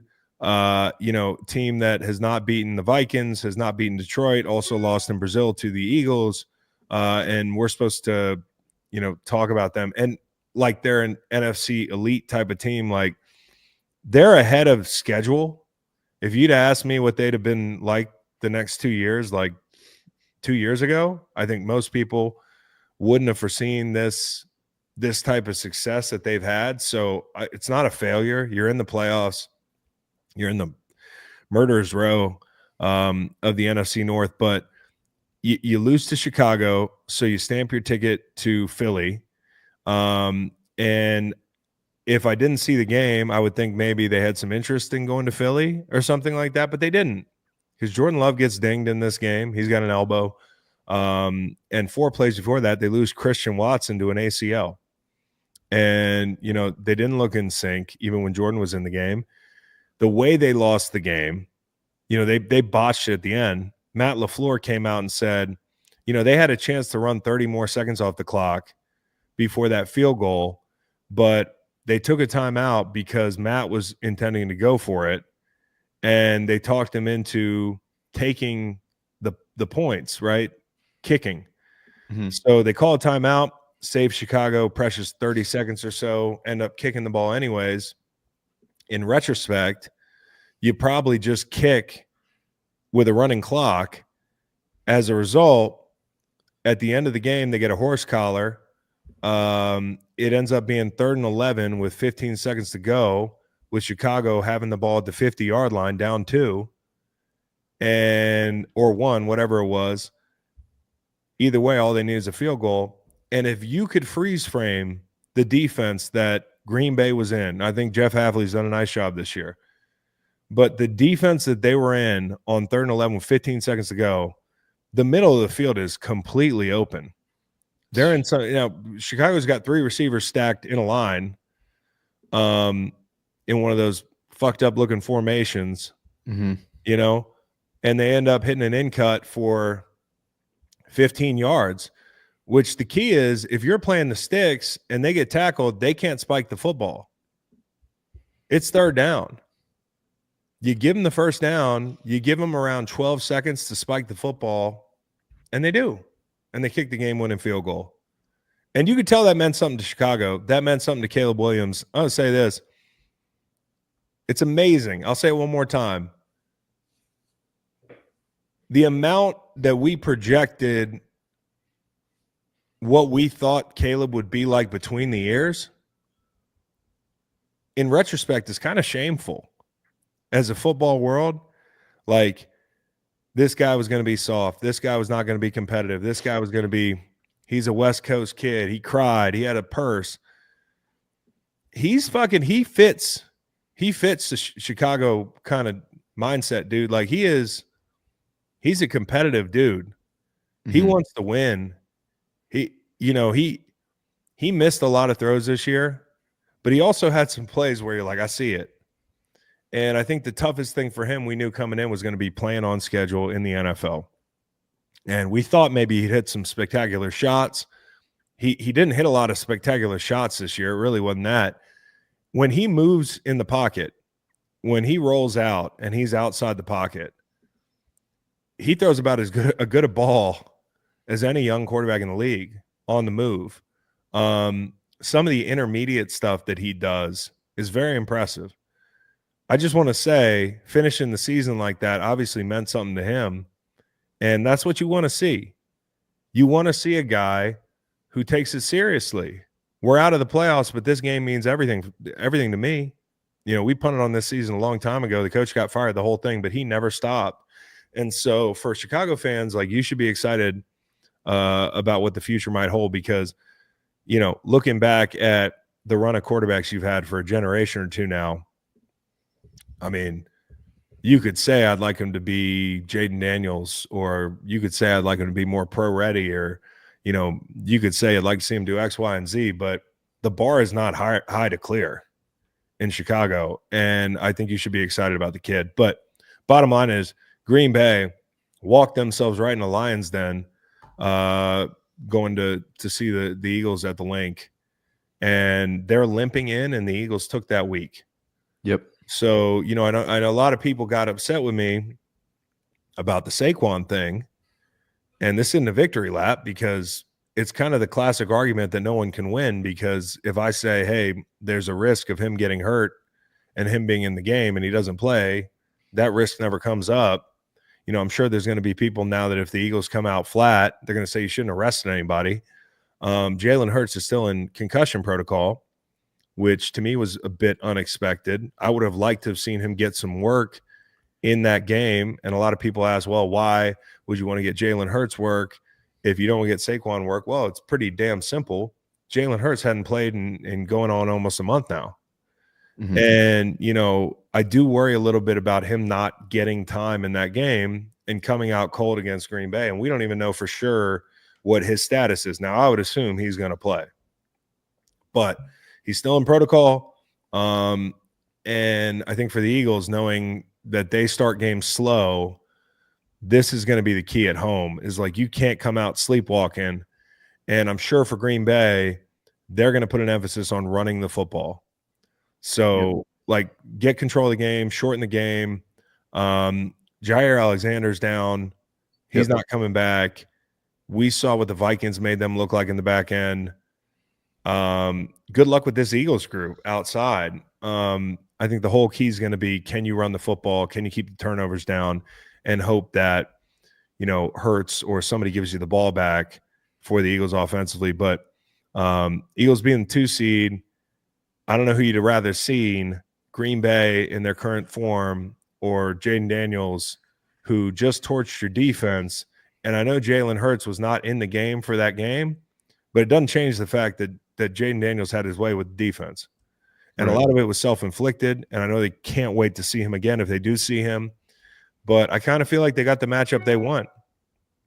I'm not saying, hey, pick your poison. Neither one's probably lethal, but the Commanders or the Packers, if you're an Eagle, who do you rather see? I don't know. I think it's just a circumstance of line them up.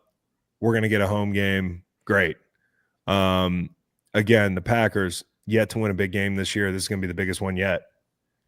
0-5 against the Birds, Vikes, Lions, 1-5 in their division, and it looks like they're limping in.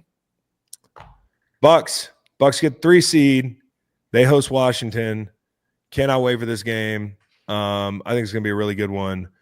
And by the way, what a 1 p.m. window yesterday. Absolutely carried by the NFC South. Thought it was going to be just a snooze fest. Thought the Bucs would roll. And this is the NFL, man. Like, there's a lot of prideful guys on that New Orleans defense. And I thought it was interesting to hear Tom call that game, having knowledge of that rivalry, having played New Orleans, having had trouble at times with New Orleans himself. Like, I don't feel like he was surprised that it was closer. For a lot of the game, I felt like it was marred by penalties and you're not being able to get the run game going for Tampa. New Orleans really played downhill. And I thought, for a guy who was at the center of the universe, like probably public enemy number 1 for most of America, Kool-Aid McKinstry having to guard Mike Evans when the whole world's got his over props, he actually did a pretty good job. A really good job. Yeah. And listen, the end of the game, it was wild to see. Like, it was really wild to see because the Bucs had so many opportunities to ice this thing on the final drive where they scored a touchdown and went up 8 points. They had a lot of opportunities to just get down. I think it was one Sean Tucker play where he probably could have hit the deck. You could argue they managed the clock a little differently. Maybe they don't give them another possession, right? But they did. They find a way to get the ball back, and the whole time you're thinking, like, are they gonna do this thing? Like, when I say Saquon needs to sit, I know there's a lot of Eagles fans that are probably like, what the fuck? It's like a great moment. We could have had the same moment. The Bucs were playing for something for 59 minutes in that game. To make the decision on whether or not to chase tying Jerry Rice's record for most seasons with 1,000 yards consecutively and give him a $3 million bonus, which I think is just as much a part of it, right? They like giving these guys these bonuses. It's different than the Saquon thing. It is. It's 5 yards. 100%. It's 5 yards. And we said this, if Saquon needed 12 yards, trot him out there for the first quarter, trot him out there for a series. Mm-hmm. It's about mitigating risk, and the risk is much different for a running back trying to go for 100 yards than it is for a wide receiver in that moment in a vacuum trying to go for 5 yards. The risk is assumed by the team. The team was at risk for giving the ball back. And this, to me, is why that was such an interesting decision from Tampa, because you're playing at that point for the division. At this point, I don't think in that ball game Carolina had beaten Atlanta yet. And it was so interesting.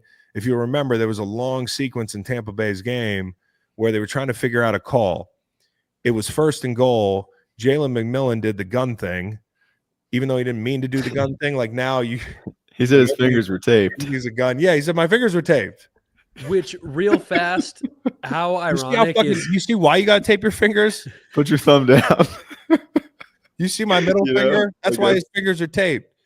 But one real fast, how ironic is that? Someone pointed this out on Twitter. So he gets penalized for the gun, and then the Tampa Bay cannons go off when they score the touchdown. Hey, 15-yarder. Oh, but you guys scored the touchdown. All right, plug your ears. Boom. Let's listen to that gun go off. That's a wild sequence. No, but the thing about cannons is not a lot of people are running around with cannons anymore. Even though a cannon could do way more damage it's you get in this thing, it's like, well, then we can't play certain rap music anymore at the games. Right. No one wants to be the fun police, but if we're not doing hey, listen, and I think this is the dumbest shit in the world. Hold on a second. Let me do it. Because I live out here in the country, so sometimes I gotta do it. That's the dumbest fucking thing in the world, bro. Hey, can I tell you how stupid that is? You're either saying I want to be a gangster or I am actually a gangster. Yeah. And either one's dumb because you're making millions of dollars playing in the NFL. You don't have to be. Bro, like, I got a gun on my waist is not like I'm totally with you. Totally with you. Yeah. On that stuff. But then when you do this and that's supposed to be a gun, I don't agree with that. I think Jalen McMillan is just giving you the first down signal. But there was a moment in that game where there's a 4-minute period of real time where they're trying to sort out the fact that he got a first down and they got penalized 15 yards. So they're trying to decide they move him back to like the 23. And for a second, they couldn't figure out what the fuck's going on. Dean Blandino's like, dude, just ask me. My beer pong guy. Just ask me. And it ends up being a thing where I'm looking at the other game. I'm like, holy shit, are they stalling to get these games to be congruent? Yeah. Is that the word? I don't even think of the word, but they're going at the same time. And simultaneous. Simultaneous. All they want is to get these two games to end at the same time. So you get this classic like split screen thing. And they almost did. But the point is, it just, if I'm New Orleans, and I don't know, man, supposedly they hate each other, the Saints and the Bucs, and they hated each other for 59 minutes. But when Mike Evans went in motion at the end of the game, it felt like they were all Mike Evans' best friend. Bro, if I were the Saints, separation. If I were the Saints, I'd say, oh, McKinstry, you're on this guy. Adebo, you're on this guy. Everybody's on Mike Evans. The minute the ball is snapped, you jump Mike Evans and you pick this ball off. And hey, we could win the game. We could go to OT. That could be 6 the other way. I'm not trying to make it seem like a damn I'm not trying to make it seem like it's a gas snow thing where Jerry Rice is like, hey, you hurt me, Adebo. You know what I'm saying? Yeah. That's some autograph signing. Jerry Rice is going to be on Kool-Aid McKinstry's ass or something. But, like, you had a chance to ruin, in the most epic fashion, a division rival season. And if Marshawn Lattimore was still there, you know what he would have done? Oh, he would have picked him up and just put him on the sideline. Fly on the wall. Marshawn Lattimore watching that shit. He was probably going crazy. Oh. Yeah.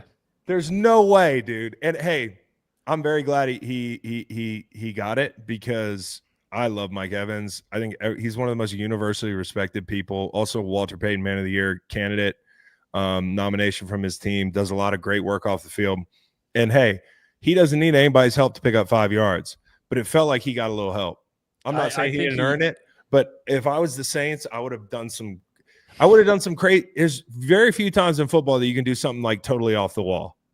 Yeah. It definitely looked like he caught the ball and then the Saints made sure to touch him down at like 8 yards, 7 yards. You got the right. Okay, you're down. That was wild. Yeah. I'm not saying they let him, but they could have made it very hard. Everybody in the building. Everybody in the building, dude. Yeah. The millions watching at home. Eyes on 13. Crazy. But I would say this. And pretty funny to look back at his career and say, a streak like this, so many things have to happen. 1 year in 2017, he finished with 2,001 yards. Okay, week 17, he needed 54 yards. The last drive, he racks up 34 yards. That drive ends with 10 seconds to go. That's amazing. So like and then there's yesterday. I think one year he finished with 1,006 yards. Like, it's just all the things that go into a record like that, the consistency, the staying healthy. And I also think for Mike Evans, like winning a Super Bowl with the Bucs, deciding to play his career out in Tampa, being proved right, making a connection with Baker Mayfield, going to the playoffs a couple of years now in a row post Tom Brady. This team has won the division 4 years in a row. Yeah. Like, they deserve. When I picked them to win the division, I picked them because of the organizational continuity and the vision. And, you know, even though the defense at times this year, and I still think it's a problem, looks like Swiss cheese. I've been so impressed with what they've been able to accomplish, albeit in a division that it feels like nobody wants to win. They'll take it.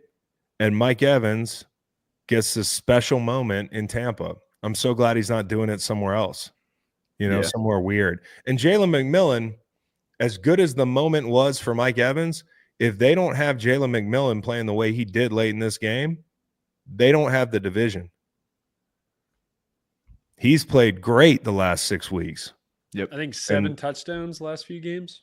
I mean, totally just a stud, you know, and you know, they needed that because Chris Godwin, I mean, you talk about the first matchup with Washington, they're about to repeat that and went their way. Godwin had a huge day. They're going to need this guy to step up. And for a while there, it felt like both teams were going to finish losers and Tampa would back their way in, be the most NFC South thing. But Bryce Young, man, watching Bryce and Penix battle it out on the other TV. Awesome. There's a lot of hope for this division in the future. Mm-hmm. And I think like increasingly this season, I can remember we started the season talking about quarterback plays dipped. What's going on? The too high shell.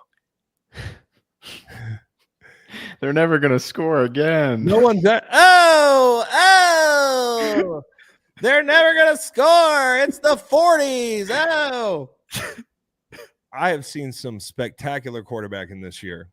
And, you know, moments like Jaden Daniels against Cincinnati or, you know, Joe Burrow a million times or Josh Allen against the Rams, Matthew Stafford against the Bills. Like, what was your favorite quarterback moment this year? Like watching Penix, you know, grow up before your very eyes on Sunday Night Football and, you know, lead his team down the field to hit Kyle Pitts of all people, overcoming multiple fourth downs, a bad snap that goes for minus 20 yards or whatever it is. Like Bryce Young getting benched, coming back, looking the way he looked yesterday, looking the way he's looked the last 5-6 weeks of the season. The league's in good hands, man. No doubt. It really is. And I'm so happy for Bryce Young. He was awesome. A guy who, you know, we've never given up on in this particular building, so to speak, not at Studio J. I just think people discount how turbulent it can be when a high pick gets in the league and finds his destination. And I think for him, it actually works out well that David Tepper has such a short, an itchy trigger finger, because had he not, you know, maybe he doesn't find Dave Canales in year 2, and who knows what that relationship's going to yield in the future. But I feel like this is a huge affirming moment for him. I mean, that's a team that's playing for the division. Yeah, they played the Chiefs tough this year. You know, they played the Eagles tough this year. They played a number of elite teams well, and Bryce took the steps necessary to say, hey, I think he's the guy in the future. And, you know, like there's going to be some people that are going to be waiting next year for him to make a mistake at every turn in the road because they're clinging to confirmation bias that he's not the guy. And maybe he's not. But I look forward to seeing him build his resume next season. And probably a trendy little like sleeper pick next year would be the Panthers, I think. You know, if they do things the right way, maybe they could be in the running for a wild card berth. Maybe they think, hey, we're a year away from winning a damn division. Mm-hmm. You know, it's all out there for them. So they've got the 8th pick, so we'll see what they do. Defense. just load up. He still needs. I mean, Leggett had some moments this year, but I still think he needs, like, Thielen's older. Yeah, I still think he needs some guys to throw to, but another piece. the defense just wasn't competitive for stretches this year. So just a wild 1 p.m. window with the Bucs and the Panthers, and then of course you get the Rams getting the 4 seed and hosting the Vikings. Let me just A little familiarity there with O'Connell and McVay. Yep. Yeah, and they had that great game earlier this season too. Yep. So it'll be a fun rematch. And I think I'm going to be there. I think I'm going to that game. Let's go. Let's go. Yeah, more on that later this week, but I'm going to check that game out. So I think I'm going to be there in person, and they're going to be hosting the Vikings, a rematch of that game. And, like, the thing to talk about here with the Vikings, or with the Rams rather, in their game yesterday is Geno Smith getting his incentives. Good for him. That's a big one. And then telling the OC to, like, take a hike. Yeah.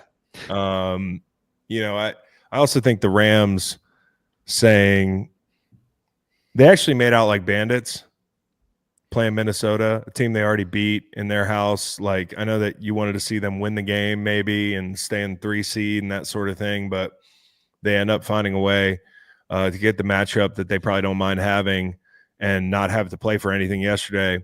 Again, I think Sean McVay looks at this like, hey, if I get a healthy, fresh Matt Stafford, it don't matter if we're the 4 or the 3. Like, we're scary.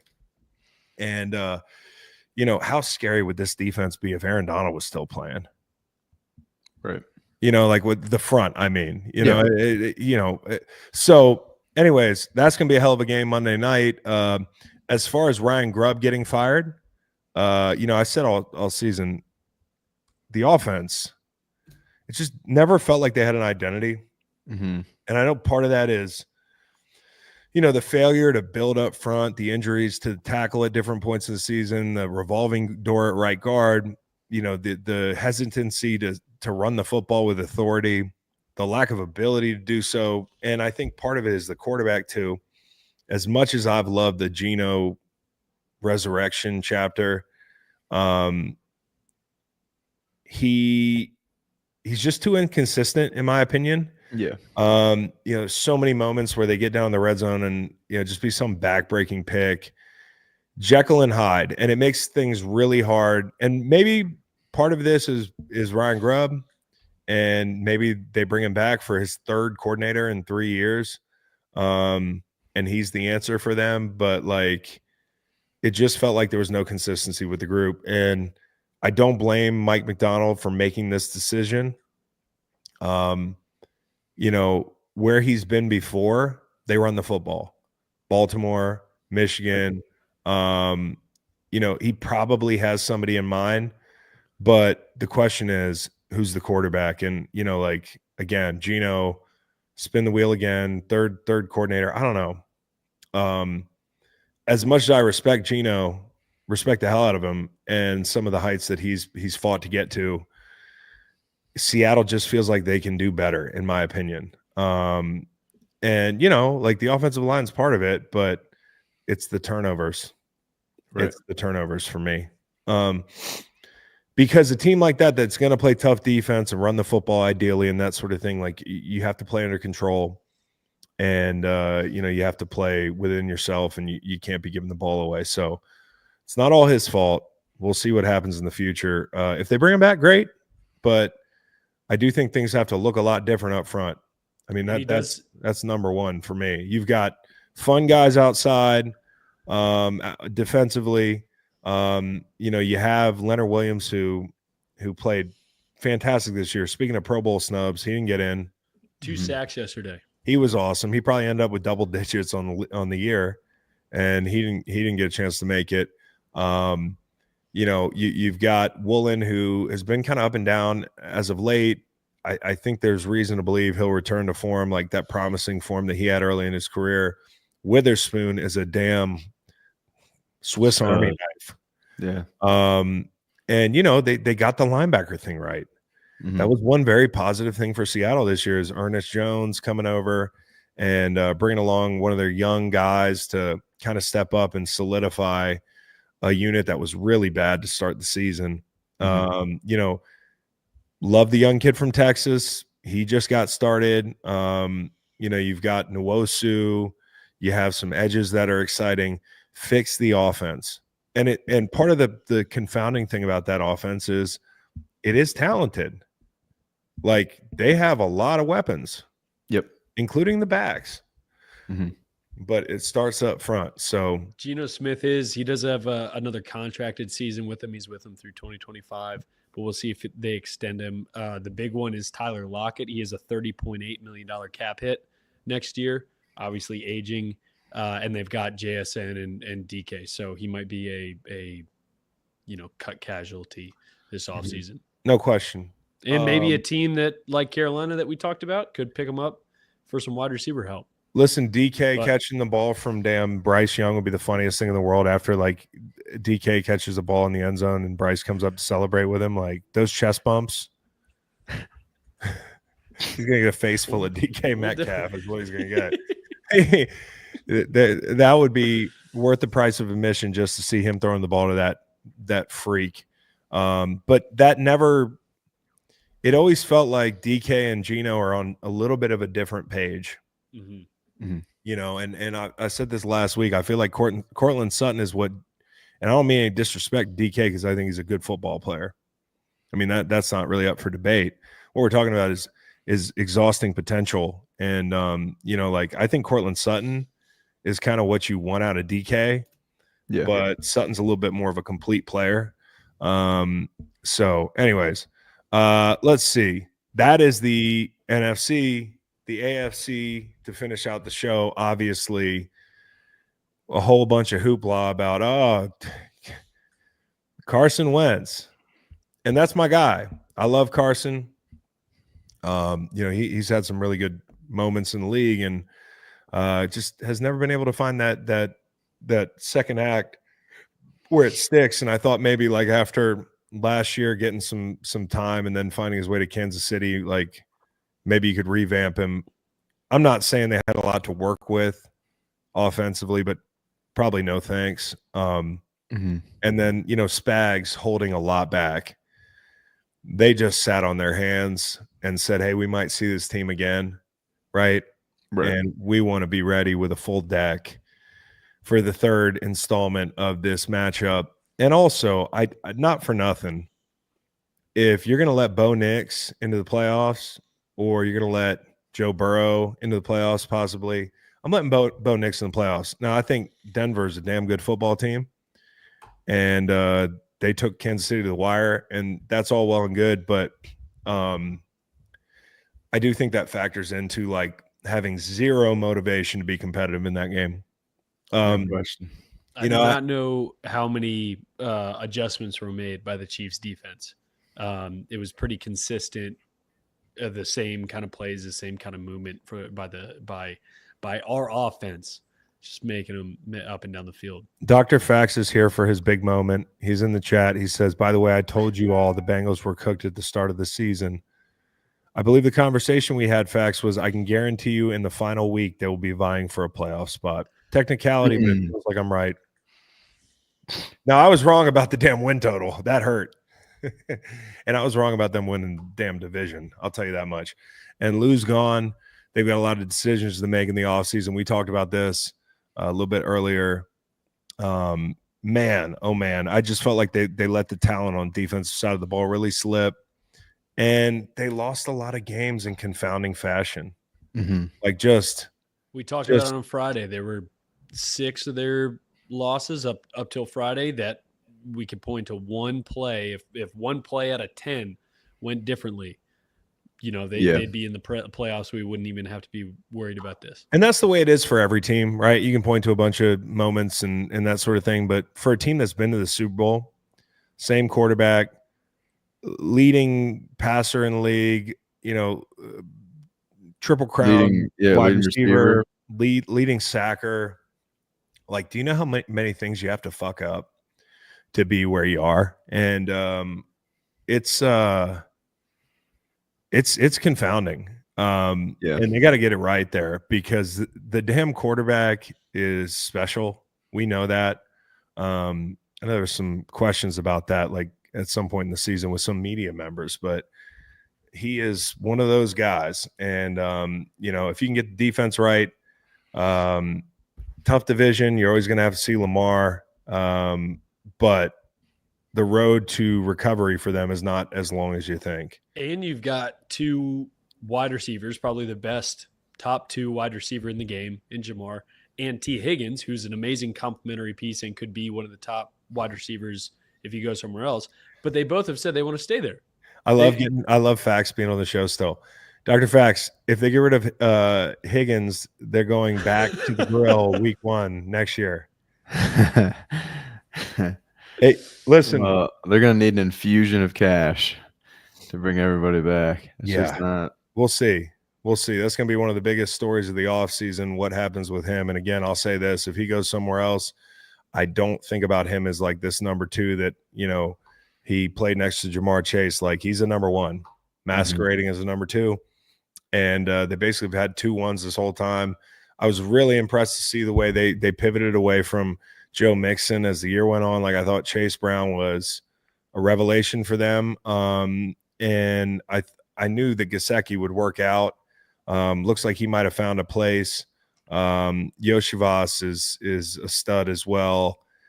But replacing T. Higgins would be tough. And I do think, again, with him being a 50-50 ball guy, while he might not always draw the best matchup, he is constantly making circus catches.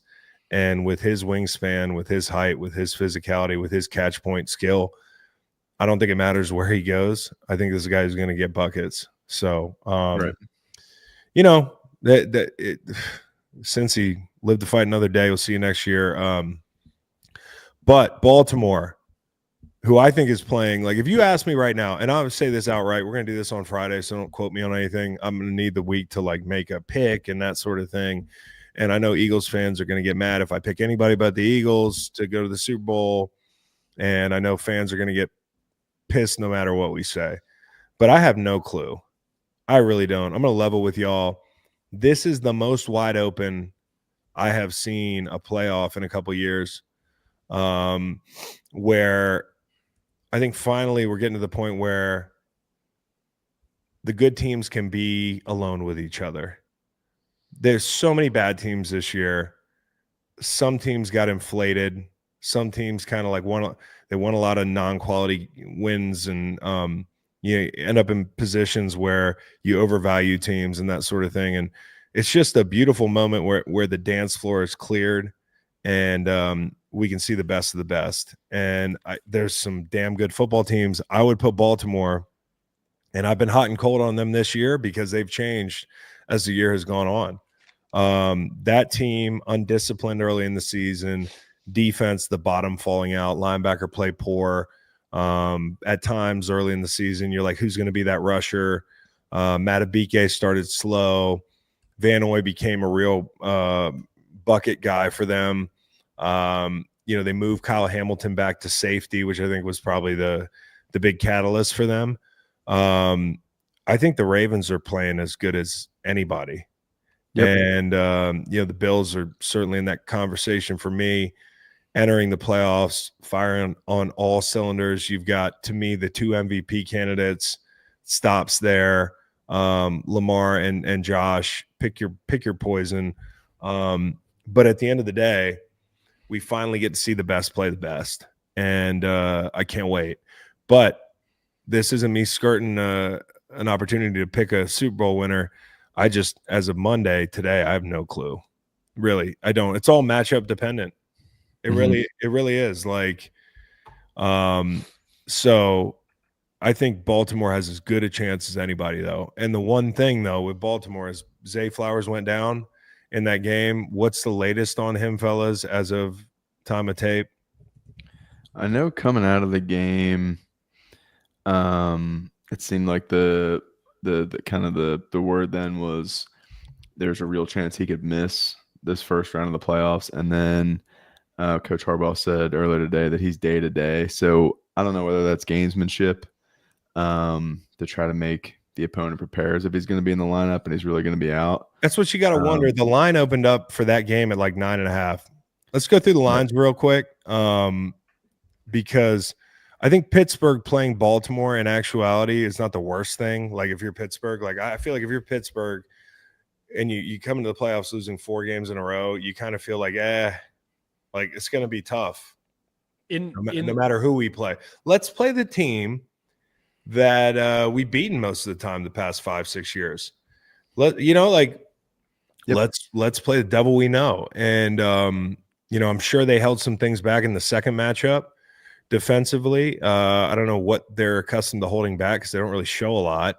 Kind of do the same fucking thing on defense over and over again. But there were opportunities in that second game for them to stay in the game. I don't take Pittsburgh incredibly seriously unless they're gonna turn things around and look better in the play. But fans get upset when you say you don't take them seriously. Like, hey, win a game the last month of the season. I don't know. Fuck me. What would you as a fan want me to say? If I got up here and said, hey, the Steelers they could beat anybody, you'd have said I was a fucking idiot. You Steelers fans included. But then I get up here and say I don't take them serious, and you're like, who is this guy? Well, I'm just the guy who's watching football. We're not selling hope here. Yeah, dude, we're not in the business. And this is the thing. Again, at the end of the season, go back through the season. There are 15 different clips you could pull off on me sound like an idiot because I'm talking about a team that today looks different than the team that I'm watching at that particular moment. Right. Things change. And especially in this specific matchup, the Steelers, you talked about earlier in the show, have really gone like this over the last month. And the Ravens, the way they've changed, this is the number 1 defense in December in EPA per play allowed, that kind of efficiency metric. So their team's going complete different directions as well. Totally. These two teams have been so different since that first matchup. But sometimes you get in the playoffs and it kind of goes out the window. And, is there a path to them beating Baltimore? I don't know. I'll work on that during the week. But, I think it's turnovers. It's the way they won the first game. And, if Zay's not playing, things change a little bit, and so like you get enough of these things happening and all of a sudden a team that's a 10-point favorite finds himself in a ball game with one of the, a coach that loves to muddy it up. King Ugly is what I call him. He loves winning ugly. Mike Tomlin, he might have something in his bag. And one of the things in his bag might be more Justin Fields. We've talked at length this season about, the possibility of them putting in some packages for Justin Fields. We loved the Russ move when they made it, understood it. There were games like that Raiders game where, it's a lot harder than it has to be because the quarterback's not making plays. And then they make the switch to Russell Wilson. He looks like old Russell Wilson. Mm-hmm. And we thought he was new Russell Wilson.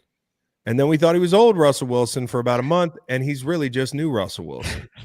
Right. And so I can't figure out which Russell Wilson he is, but please stand up. Yeah, please stand up. But the thing I'd love to see would be some Justin Fields sprinkled in. These are the types of games where you burn the ships and you just say, hey, fuck.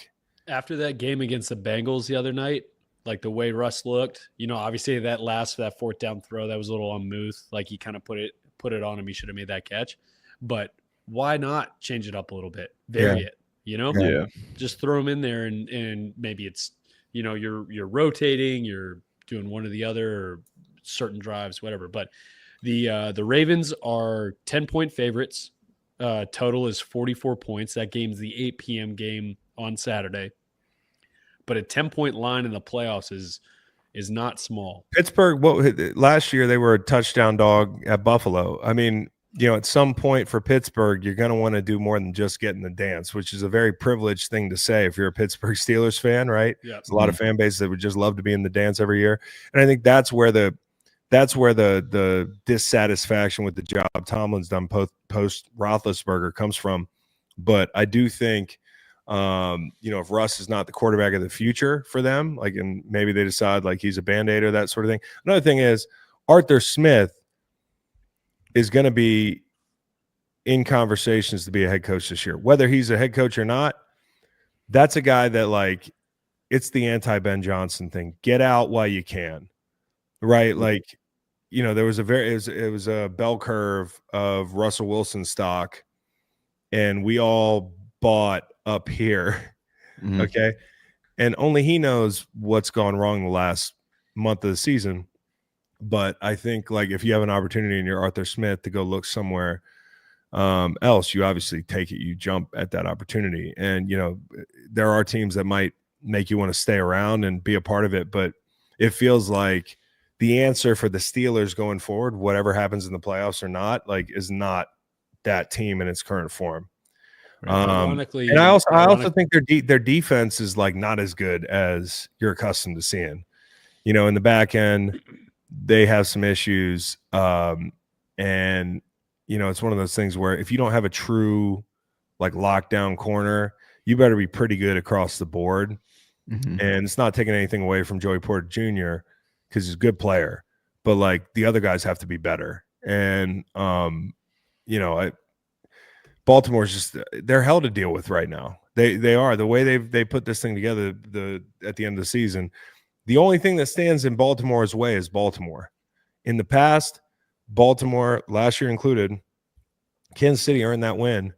But part of the reason they earned that win is because the Ravens kind of beat themselves. Like, they just, whether it was Zay Flowers' mistake in the red zone or the failure to run the football, I think the Derrick Henry move was made with one thing in mind: January.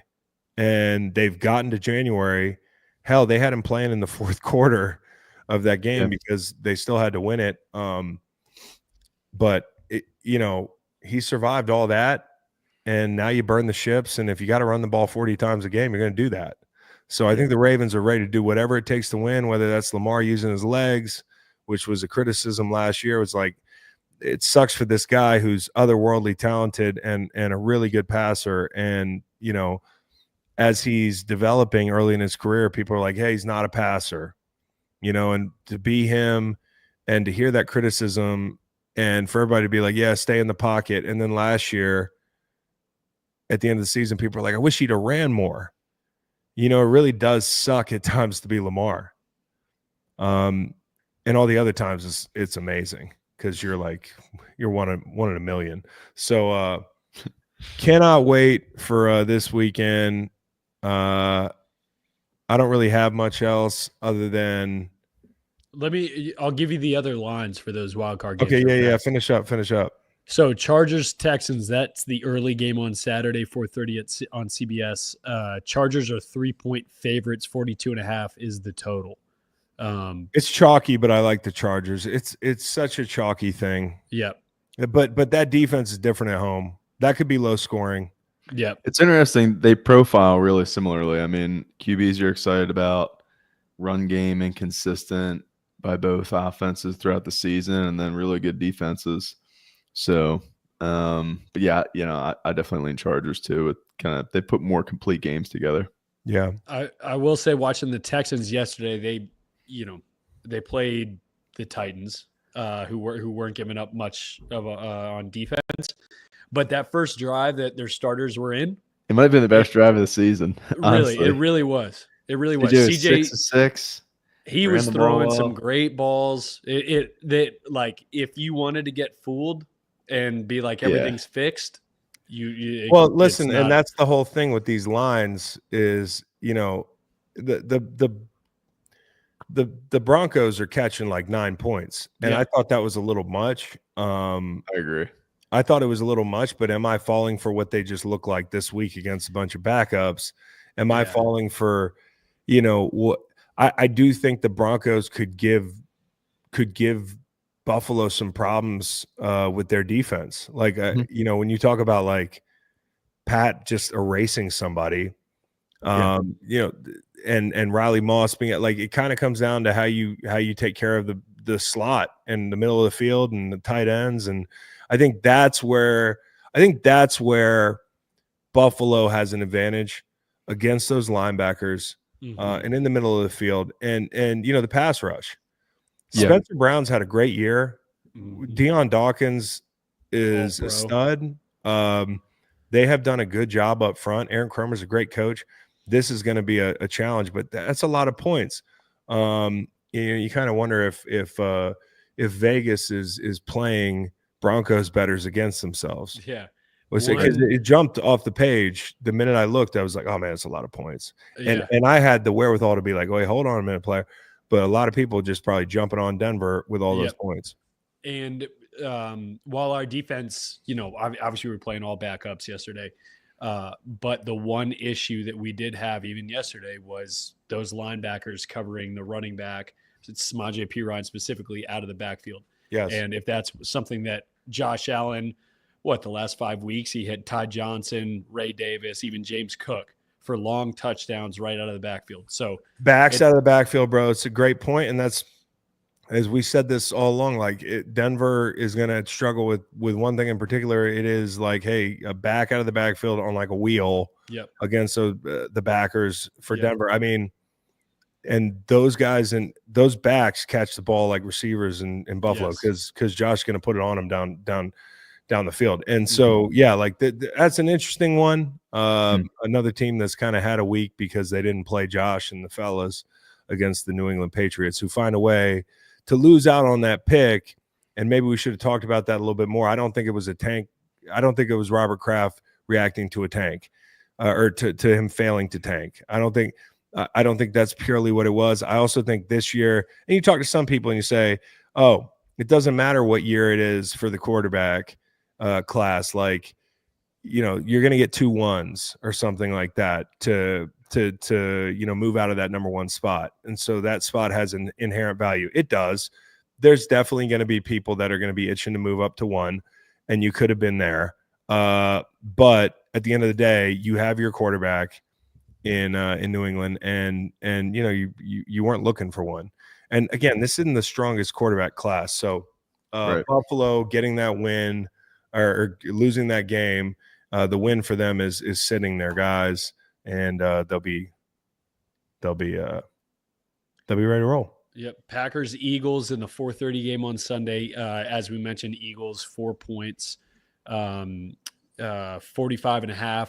Now Jalen, obviously we mentioned he's still in protocol, but that's also because the Eagles haven't practiced, so they haven't been able to update that. They got to run the ball. So, the Tampa's got to run the ball. That's their way. And I think Jaden Daniels and those guys, this team's got a really good vibe about them, man. Like sometimes it's you don't know any better as a young team, young quarterback. Like, what's it like playing on the road in the playoffs? Like, I don't know.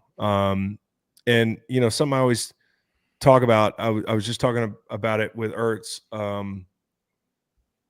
because he's when he went and he used this after I played, but when I had to talk to the team, they brought like guys up to talk to the team, who had been in the playoffs, and me, grand total of like 2-3 playoff games over the course of a year. They were like, yeah, we need to get your insight. I was like, okay, sure. The point I made was the play doesn't care who makes it, and you see guys in the playoffs who have a ton of experience, who fuck up. You see young guys making plays in the playoffs every year. My experience in the playoffs, having waited 9 years to go, finally got there in New England. First quarter of the damn game, I'm trying to do too much, jumping out of my gap, and I'm having one of the worst series of my season. And, it's because I wanted to make a play. I've been waiting a long time to be in the playoffs. I wanted to help my team. I want to make a play.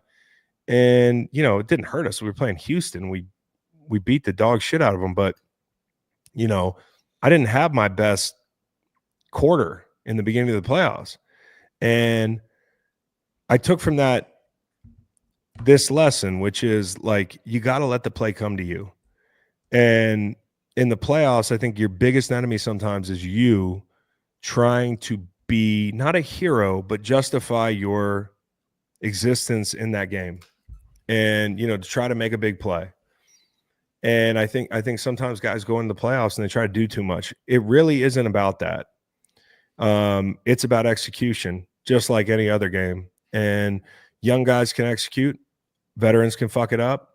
And if you try to go out looking for a play to make, you're going to end up making a play for the other team in a lot of scenarios. So to me, that's the big key. whether you're a young team, whether you're a veteran team, is let that play come to you. The play does not care who makes it. And for me, that was the most valuable thing I could tell the younger players. And so a young team like the Commanders, I'm sure somebody like Bobby Wagner is able to impart some of that wisdom that he's picked up over his veteran career. But like, there are some young guys that are going to be making, going to be asked to make big plays in the playoffs, like whether it's Jared Verse or Jaden Daniels or, any number of these rookies defensively that are going to be called upon to do a really important job late in the game, whether it be a corner thinking about, I'm going to jump this route, or, I'm going to make a big play here. Like, sometimes you got to let the play come to you. And so that would be my parting shot to any of these teams in the playoffs, especially a young team like the Commanders who hadn't really been there before. And so that Commanders Bucs are favored by 3 points, 50.5 is that total. And that's obviously that's the Taylor Heineke revenge game from 2020. He's not on either of those rosters, but that's right. Taylor Heineke, Tom Brady matched up in that game. And then Monday, Vikings, Rams, Vikings 1.5 point favorites. 47 is the total in that game. That game's going to be a lot of fun. I don't know what's going to happen. And like I said, I get to see it in person, I think. So I'll keep you posted on that. And what was the line in that one? 1.5. Vikings favored by 1.5, 47 total. It's a tight one. I don't know what the line was in that first game, but that thing went down to the wire. So anyways. Real fast, we'll hear from Airbnb. Oh, yeah, I love hearing from Airbnb. From Nate for Airbnb. I love hearing from Nate. What's up, Greenlight fans? It's your boy, Dr. Fax, and I want to talk to you about Airbnb. Me and the Greenlight crew, a few years ago, we stayed at Airbnb for the Super Bowl in Arizona, and it was absolutely immaculate. It had a huge cactus in the backyard, had a pool, had enough room for everybody, way better than a hotel. And then recently just purchased a house with my girl, and we found out that we can be hosts. And your house might be worth more than you think, and you can find out at airbnb.com/host. I love that Nate remembered the cactus. He was like, man, we went to Arizona and you wouldn't believe what they had in the backyard. Giant fucking cactus. I need one of these. That's my dog. Airbnb, Nate in the chat, Airbnb. Thanks, Dr. Fax. And the spread in the first Vikings-Rams game was Vikings by 3. So they halved. And the last thing for today, we just want to mention, thanks to BetMGM and all you football fans, we want you to picture something. You bet your favorite player is a first touchdown scorer, but he throws a block to send a teammate into the end zone, and you lost your bet, right? Wrong. With BetMGM's second chance promotion, you'll get your stake back if your first touchdown scorer scores second. Bet on any pro football player to score the first touchdown of the game. If you're right, you win. If your player scores second, you get your stake back in cash. Keep that in mind the next time you throw in a first touchdown score bet with BetMGM. Happy hunting. Yep. So come back Friday. We will be talking about all things wild card round. Probably going to give out some season-long awards. Probably going to weigh in on where we stand on the MVP race, Coach of the Year, and all that stuff. I want to hear from, Dr. Fax and the return of Dr. Fax and Macon, and we'll be probably making some predictions as far as this weekend's concerned. But again, wide open. I would tell you that Detroit has earned the right to be the team to beat. Like if it matters at all what people are saying, they have earned that right. But I think there's a lot of teams that would have something to say about that. There's some great quarterbacks in this damn tournament, man, including the young ones like Jaden Daniels, Patrick Mahomes, who's had to fight through so much this year and looks like they're rounding into form. Josh Allen, Lamar, unbelievable. Matt Stafford, guys, like, does he have one more run in him? Can Sam Darnold prove that he's one of the guys? Is Baker Mayfield more than just a fun story where you're like, man, that guy was pretty good? Like, is he going to get a chance to make a real run? There's so many questions I have about the wild card round and beyond. So I can't wait to try to answer some of those Friday. Hope y'all come back And hope you all had a great weekend. Hope you all hit all your incentives. Get paid. Yeah, get paid, y'all. Make money.